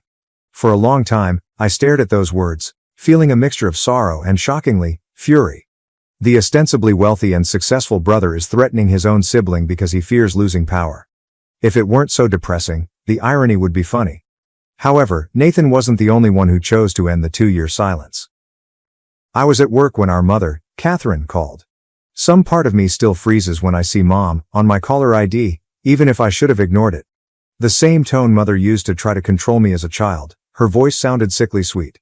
Without even saying hello, she began. Sweetheart, I know Alex came to see you.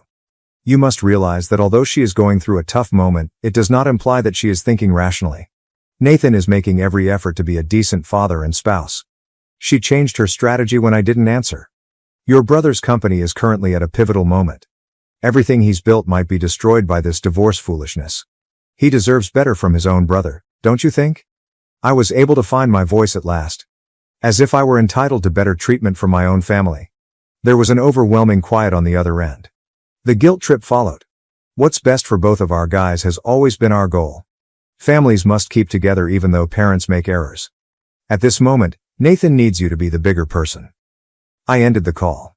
My phone began to vibrate with texts from members of my extended family a few minutes later. Catherine had apparently rallied the whole family. After the wedding fiasco, my aunts, uncles and cousins, people who hadn't bothered to check on me, became quite worried about family unity. A cousin wrote, "Neither of your parents is growing any younger. Do you want them to worry about raising their grandchild in a dysfunctional household for the rest of their lives?" Another message was sent. "True men don't harbor resentment. Be the larger person." My father's sister sent me the most vexing message. "Although your brother erred, he granted Alex all of her wishes. You're supporting her conduct, and she's just being ungrateful. It's amazing how they've created this story in which I'm the bad guy for not supporting their idealized family image. They will disregard any proof of Nathan's abusive behavior because they are so committed to his image as the successful son." Then, something that truly shocked me occurred tonight.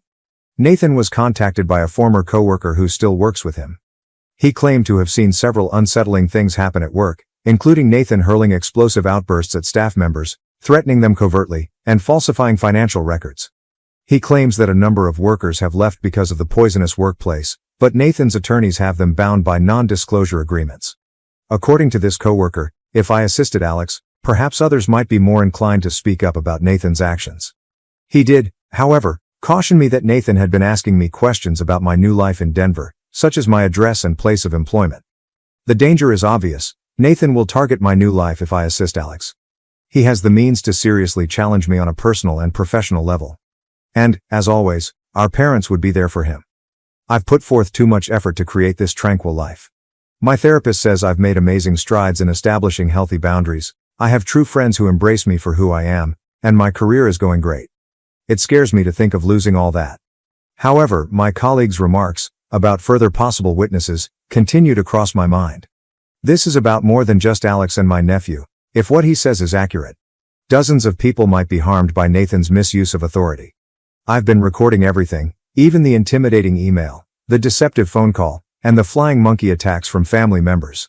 Although she tells me that I'm not required to burn myself alive to keep others warm, my therapist says this might be significant.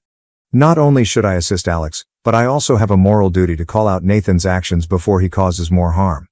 But am I prepared for the impending storm? I need your advice, Reddit.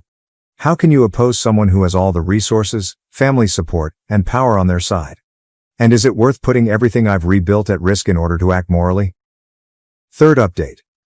I struggled with what to do for several restless nights after my last update. Though not in the manner anyone had anticipated, the matter has settled itself. I want to tell you everything that transpired and the reasons behind my decisions. I must first clarify a crucial point. I had a breakthrough session with my therapist following Catherine's deceptive call and Nathan's threatening email. We talked about how my family has always followed the same pattern. Incite a problem, put pressure on me to resolve it, and then utilize my assistance to keep their poisonous system in place. She made it clear to me that getting directly involved would only make this cycle worse. But she also made a very important point. There are ways to help that don't involve me re-engaging with my family's manipulation or sacrificing my mental health. That's when I decided what to do. I sent Child Protective Services a thorough anonymous report. I didn't make this choice lightly. I spent 3 days compiling all of the information I had, including screenshots of the family's nasty texts, emails, text messages, and Nathan's threatening letter. I incorporated all of Alex's information regarding Nathan's domineering actions toward their son. I described how our family has a history of condoning abuse and hiding issues in order to keep up appearances. The report covered more ground than merely the current state of affairs. I gave background information on Nathan's manipulative tendencies and how our parents have traditionally condoned his actions. I gave specific examples, such as how they concealed his college drunk driving episode, how they settled a former employee's harassment lawsuit, and how they have continuously exploited their resources and connections to shield him from repercussions. Additionally, I sent proof of possible financial irregularities that my former coworker had brought up. I thought this gave a more complete picture of Nathan's personality and the depth of his manipulation, even though it might not have a direct bearing on the CPS investigation. Waiting was the most difficult part. Since I was reporting anonymously, I knew I wouldn't receive updates on the status of CPS investigations, which take time. However, I had at least taken a step that would benefit my nephew while still respecting my personal boundaries. Then things began to move more quickly than I had anticipated. Nathan sent me a flurry of angry messages 3 days after I submitted the report. His emails become more and more erratic. You think you can hide behind anonymity? I know it was you. You've just made the biggest mistake of your life. I'll make sure you never work in tech again. You think you're safe in Denver? Watch your back. You're dead to this family. Remember that. You chose this. Catherine had a different but no less informative reaction. I'm still troubled by the voicemail she left. How could you do this to your own family? We gave you everything, and this is how you repay us? Nathan is devastated. They're investigating him like a common criminal. His reputation could be ruined. I hope you're happy with yourself. What's interesting? None of the accusations were refuted by any of them. They were upset with me because I dared to reveal the truth, not because I made unfounded accusations. After mostly remaining mute during this ordeal, my father suddenly revealed his actual nature. In a letter, he threatened to remove me from his will if I didn't fix this situation immediately. His lawyer wrote the letter. I recognized the hypocrisy of threatening to disown someone who had already left the family. Then Alex sent a surprise message. Hers was shorter than the others and had a distinct tone. I know it was you. Thank you. I'm sorry for everything. I was more affected by those 9 words than by all of Nathan's threats put together. They were the first sincere admission of guilt I had ever gotten from anyone connected to this catastrophe. I learned through rumors that Alex had the leverage she required because of CPS's participation. Nathan's threats of assuming complete custody were less significant because an inquiry was still underway. While the inquiry is ongoing, she was able to obtain emergency temporary custody of their kid. The response from the family has been explosive. The complete force of flying monkeys has been unleashed. My inbox is overflowing with messages from distant cousins I haven't spoken to in years, accusing me of betraying my own blood and ruining the family. On social media, former family friends are expressing their sadness at the way jealousy splits families apart in ambiguous, passive-aggressive condolence posts. The problem is that I'm not as affected by their responses as I used to be. I've never had this level of clarity before, thanks to 2 years of treatment and self-work. Their manipulating techniques are evident to me. Every threat, guilt trip, and effort to get me to reconsider my choice only serves to prove that I chose the right one. My family is upset because I refuse to fulfill my designated part in their dysfunction, not because I have harmed them, my therapist pointed out. I violated the pattern they have been using for decades by opting to safeguard my nephew through legitimate procedures instead of taking part in their cover-up. The fallout has been dramatic but illuminating. I've had to react to the circumstance by taking a number of measures. To make sure they were aware of any threats, I first alerted the security people at my employer about the probable harassment. In order to safeguard myself against any possible reprisals, I also started working with a lawyer. I've had to keep my social media presence totally secret and bolster my personal security measures because of the situation. I didn't want to perform these actions, but they were essential for my security and comfort. But I've also received unanticipated help. A number of cousins who had previously remained silent have privately expressed their pride in me for confronting the family. I've received calls from 2 of Nathan's former workers who want to provide statements in favor of Alex. After hearing the whole story, even some old friends who had previously condemned my choice have changed their minds. Above all, I am comfortable with my choice. Yes, there may be repercussions. Nathan may attempt to undermine my career. The family may actually carry out their threats. However, I'm not basing my decisions on my fear of their reactions for the first time in my life. You're missing the point. Whoever messaged me and said that I'm taking the coward's way out by reporting anonymously rather than going up to Nathan personally. This has nothing to do with conflict or retaliation.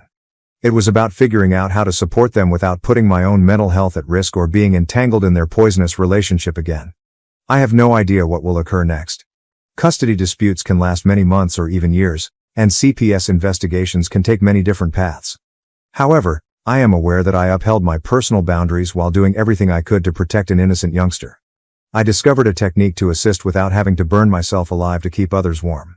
Thank you to everyone who has been reading this narrative and giving guidance.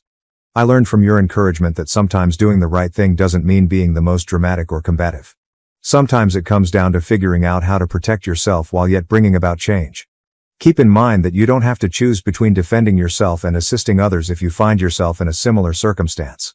Even if it isn't immediately apparent, there is frequently a middle ground. Furthermore, just because you were born into poisonous family systems doesn't mean you have to keep them up. Let me conclude by saying, I believe that the worst thing that could happen to me was losing my fiancé to my brother 2 years ago. I now see that it served as the wake-up call I needed to escape a dysfunctional family structure. Your lowest point can occasionally serve as the starting point for a better existence. My last update will be this one. I believe I made the proper decision for myself and my nephew, regardless of what occurs next. My stepmother burned my late mom's belongings while I was in the hospital, claiming my dad would approve because she was taking care of us. I am a 23-year-old woman who has spent many years in and out of the hospital due to a chronic condition that I have had since I was a young child. My 48-year-old father has always been incredibly encouraging and makes an effort to be present for me for any operations or treatments I need. I recently underwent major surgery, and I had a really difficult recovery. I spent roughly 2 weeks in the hospital, and it was incredibly difficult. Dad spent the majority of that time with me, but he had to go on a work trip a few days prior to my release. He travels all over the country for his profession as a business consultant, and sometimes he just can't escape it. I really understood his sincere apologies for not being there to pick me up from the hospital. In addition, my 45-year-old stepmother was expected to take care of things while he was away. To give you some context, I have never really gotten along with my stepmother. We've had a strained relationship since she married my dad when I was 16. I know she doesn't truly like me, but I still try to be polite. She has always made me feel as though I was interfering with her relationship with my dad by saying and doing things. She also believes that I resemble my mother, who died when I was 10, too much. By the way, my stepmother detests the fact that I resemble my mother since she believes it serves as a reminder to my dad of his former partner. Yes, I am aware that she sounds crazy. But ultimately, I accepted my dad's love for her, which is why I put up with a lot of her actions. I eventually returned home after being released from the hospital. Although I was tired, I was glad to be out of the hospital. When I initially entered my room, everything appeared to be as usual. I ended myself napping after lying on my bed to unwind. I realized something was wrong when I decided to tidy up my room a little after waking up. I quickly discovered that a lot of things were missing, like, really, a lot of things, But I suppose I was too tired to notice how empty my room appeared. I began to panic. Perhaps there had been a break-in, I reasoned. I began scurrying about the room, looking for anything that might still be there. I mean, I was still so weak after my operation that I could hardly stand, but I was desperate. Almost immediately, it became evident that everything missing was my mother's property. Among other nostalgic items, I had a number of letters Mom had written to me as a child, some framed pictures, and this old jewelry box of hers. Normally, they would remain on my nightstand or dresser, but on that particular day, they were all gone. Everything was gone when I looked in the storage room where we kept some of my mom's old belongings, including her clothing and a few antiques from her family. It was unbelievable to me. I went straight to my stepmother. I tried my best to remain composed around her. I inquired as to whether she had taken anything out of my room. She gave me this self-satisfied smile. She then nonchalantly informed me that I no longer had to worry about any of those things since she had taken care of some of my things.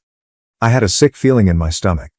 Although I was aware that my stepmother had always harbored animosity toward my mother, I repeatedly prayed that the only thing she had done was to store my mother's belongings in a storage facility farther away from our home.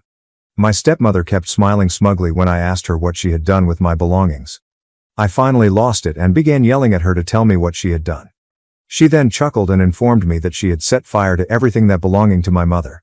I was so stunned by that I quickly stopped talking. I was unable to even comprehend it. She simply stated that this was the best way for her and my dad to go on with their lives when I eventually got around to asking her why she would do something like that. She apparently claimed that my dad didn't require reminders of his former existence.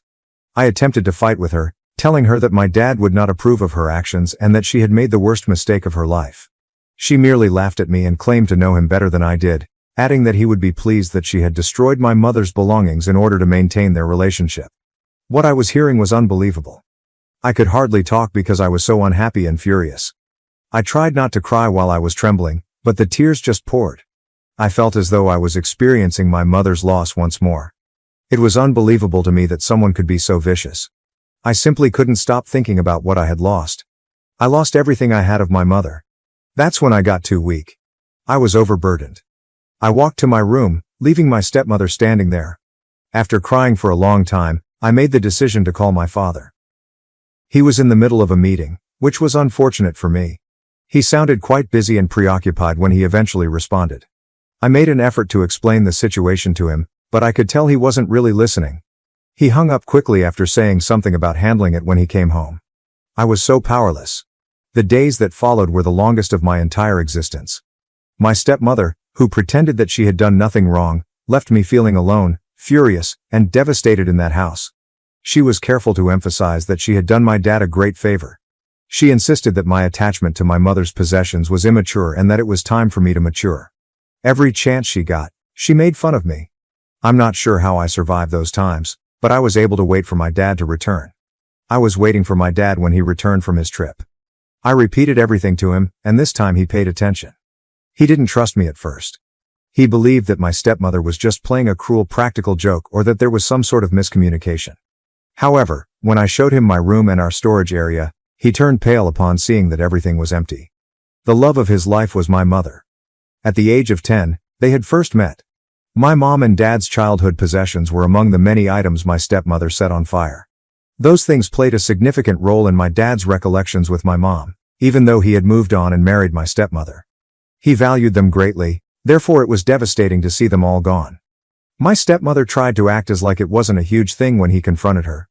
She even claimed that I had brainwashed my dad into believing it was significant when she noticed how upset he was becoming, even though she was only assisting him in moving on.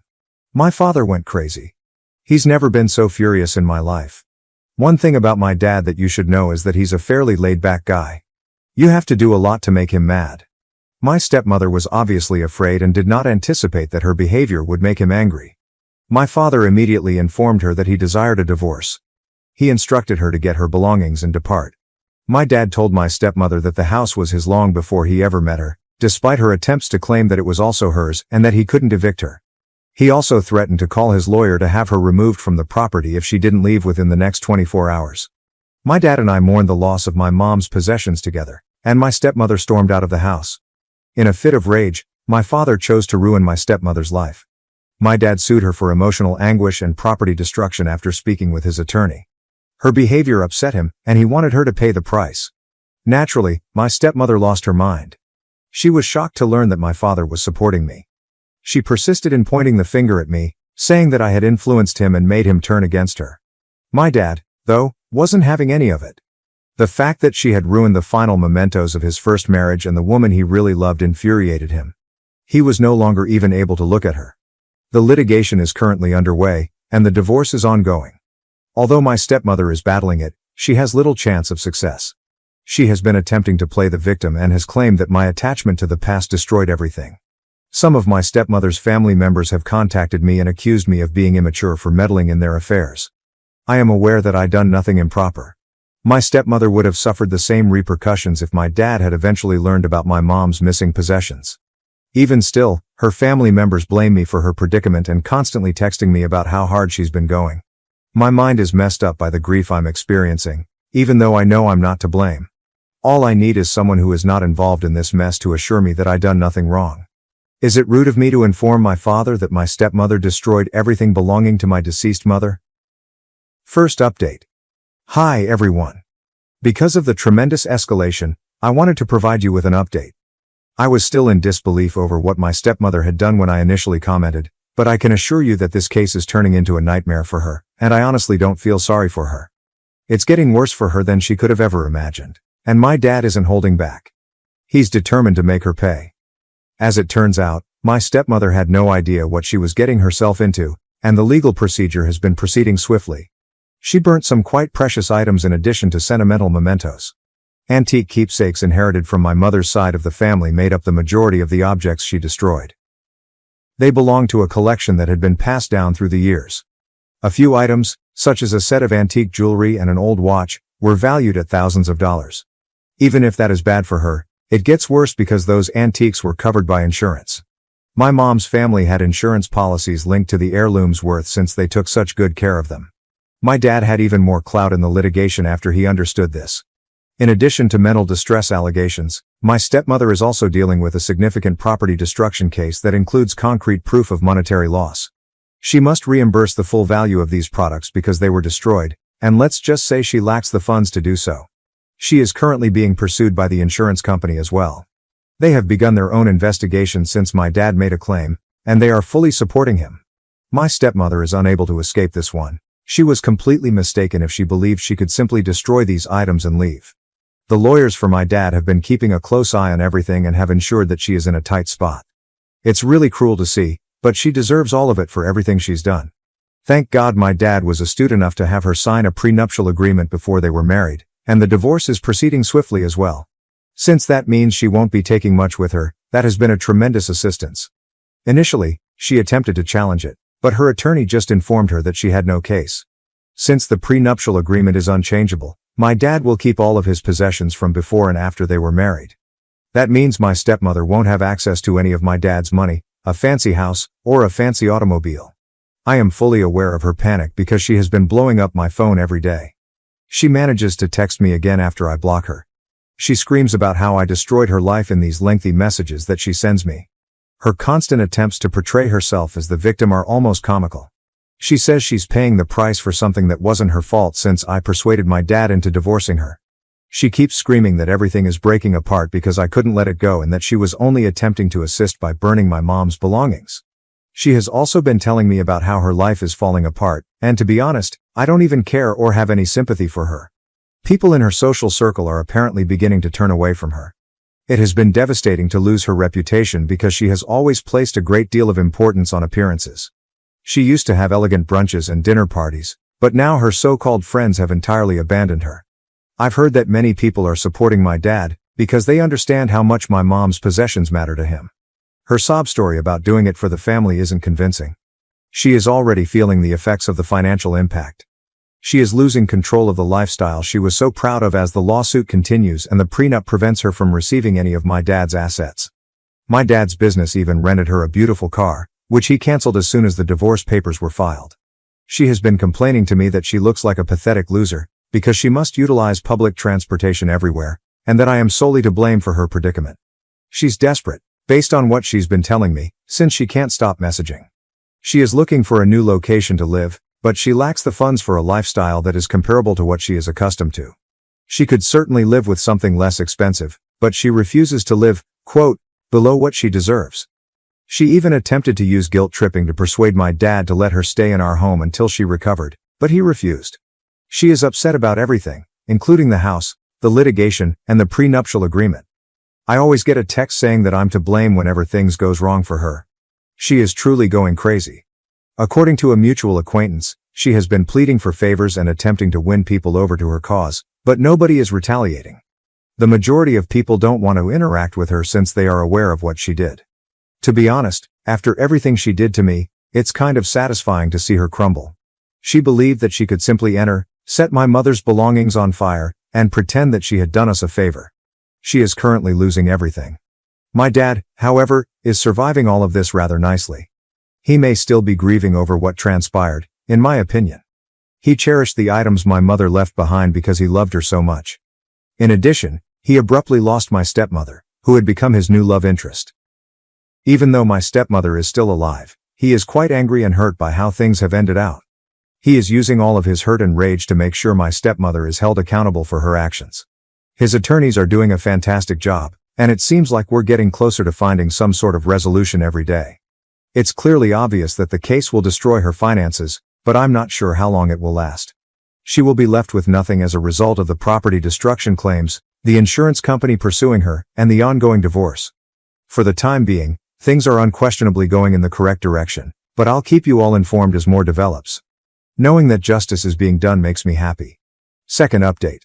Hello everybody. It's time for another update, and the situation just becomes more bizarre. My stepmother dug herself a deeper hole than I thought she could, but here we are.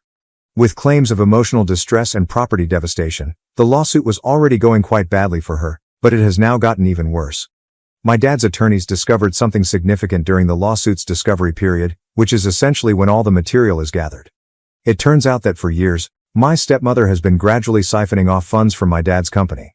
She apparently had access to several of the company accounts, and when she took money out of them, she said it was for costs or domestic necessities.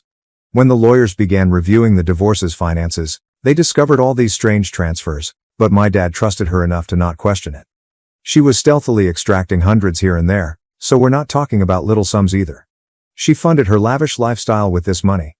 Since he had no idea how much luxury goods cost, my dad was never informed about how much she had been spending on them.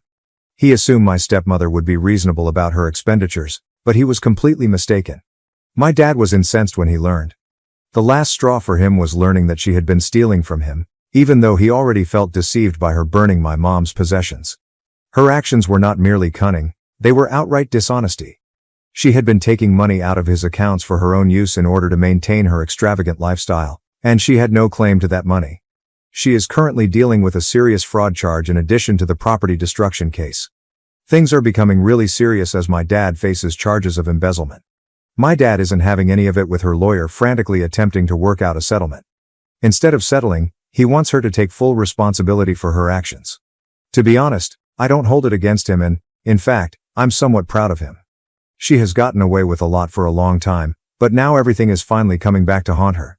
At this stage, the case covers all of the money she stole in addition to the psychological harm and property damage. The case against her only gets stronger, and my dad's attorneys are doing a fantastic job. I'm shocked every time I learn something new about this situation. Even though I always knew she was cunning and self-centered, I didn't realize how shady she was.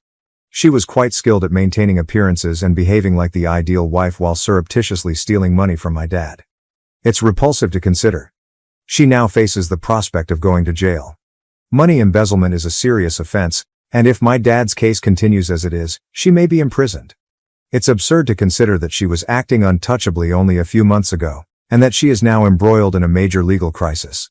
She cannot argue her way out of this because the money she stole is well documented, and my dad's legal team is working to have the fraud charges upheld. Her situation just gets worse with each piece of evidence they uncover. No one is providing her an easy way out, despite her constant attempts to strike agreements. She continues to blow up my phone and blame me for everything, of course. She insists that none of this would have occurred if I hadn't betrayed my father. Now, it's really quite pitiful. While she is the one who stole from him and destroyed the things that were important to him, she is denying any responsibility and pretending to be the victim. She goes on a tirade about how I destroyed her life every day. To be honest, I no longer even glance at her texts. However, I must admit that I am relieved that justice is at last being done.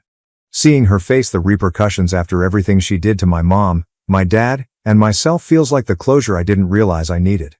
I feel both content and as though I'm in a different reality as I watch her fall apart and realize that she's losing everything. At this stage, the divorce is essentially finalized and is still proceeding. My dad will keep all of his assets, and the prenuptial agreement has made things much easier. Even though my stepmother is still fighting for whatever she can, she has little power because of the fraud charges that are looming over her. I don't know how long the fraud case will take to go to court, but based on what the attorneys are saying, she doesn't have a good chance. This new fraud case has completely changed the subject, yet the property destruction lawsuit is still pending. This time, she can lose her freedom rather than just money. I've been making an effort to keep my attention on my own recovery in the meanwhile. It's difficult to avoid getting sucked into everything that's going on, even while I'm still recovering from surgery. Seeing her finally receive what she deserves is helping me get through this very taxing circumstance. In any case, that's where we are at the moment. In summary, my stepmother is facing serious legal issues, the divorce is nearly complete, and my father is making sure she doesn't receive any more money than she is due. For the time being, it seems like we're finally getting near to some true justice, but I'll keep you all informed as things develop. Thank you very much for your support, it is really appreciated. Third update. Hello everybody. Almost 7 months have passed since my last post, but I'm here with the last part of this whole nightmare. Right off the start, I'll give you the spoiler. The legal proceedings are finally over. Let me now explain the specifics. Let me start with the positive. The court decided in my dad's and my favor on every point. The judge wasn't kidding around, and every single thing we said was true. My stepmother has been compelled to reimburse my dad's firm for every dime she embezzled. In addition, the court awarded her significant damages for damaging my mother's possessions. The entire cost of the damages was staggering. She will be totally broke for a very long time as a result of it. Her opulent lifestyle is over. She no longer owns pricey cars, beautiful purses, or lavish holidays. Officially, she has reached her lowest point. The divorce was equally brutal and ended at the same time as the lawsuit. My stepmother attempted one more dirty trick during the divorce proceedings. She claimed that my dad had emotionally abused her during their marriage, which is why she was forced to steal from him. She portrayed herself as a neglected, impoverished woman who only took money to make ends meet. It was unbelievable. Fortunately, my father was ready. Her accusations were totally demolished by his attorneys. Throughout their marriage, they had a ton of evidence that my stepmother was enjoying the good life on his cash. She spent the majority of her money on pricey spa treatments, luxury clothing, and vacations. Not exactly what you'd call survival essentials, according to numerous receipts. Her sob story didn't convince the judge at all. Actually, it backfired horribly. The court viewed it as merely another attempt to influence the system and failed to find any compassion. Her credibility plummeted, which only served to exacerbate the appearance of her fraud case. Regarding the deception, she will undoubtedly face severe repercussions. The prosecutors wouldn't budge when she attempted to negotiate a reduced sentence or any kind of compromise. She was accused of embezzlement, and although she was fortunate to avoid jail time by entering into a plea agreement, she must now pay restitution in addition to the damages from the civil lawsuit. She will also be subject to the court's supervision for some time because she is on probation for a few years. The nicest part was that our local news featured the fraud case, which was likely the last straw for her. Everyone was able to view all of her unclean laundry. She was portrayed as a sophisticated, well-to-do socialite, but she has now been revealed to be a thief and a phony. I must admit that watching her be put down so openly was quite satisfying. Now that everyone is aware of her true identity, she no longer acts as though I am beneath her, as she did for years. She has been attempting to start again since the court decisions, but it doesn't seem like it's working well. When she first started looking for a job, nobody in our community would even consider hiring her. I believe she attempted to relocate to a different district in an attempt to start again, but she isn't doing well there either. She currently lives in a small apartment and works at a minimum wage job that she obviously despises, at least based on the messages she occasionally sends me. Yes, she continues to text me. Despite everything, she still blames me for wrecking her life and sends me sour notes every few weeks. By now, it's almost comical. You took from my dad and destroyed my mom's belongings, and now you're the victim, lady? Yes, all right. I tend to ignore her, but occasionally I can't help but laugh at how naive she seems. I'm doing better myself. I'm recovering both psychologically and physically, albeit it's taken a while. My recuperation is about finished. I feel lighter mentally. I feel like I can finally breathe again now that this whole ordeal is finished, even if there were times when I felt completely overwhelmed. I still have bad days, especially when I consider that I will never see my mom again and that her possessions will never be replaced. However, it gives me some comfort to know that my stepmother actually suffered the repercussions of her behavior. I want to express my gratitude to everyone who has helped and encouraged me during this. During some of my lowest points, your encouraging words and guidance truly got me through. You have no idea how much it meant to me to know that I had support when it seemed like everything was crumbling. That's all for now. I'm hoping that this will be the last update I have to write on her. I'm permanently ending this phase of my life. Everyone, be careful.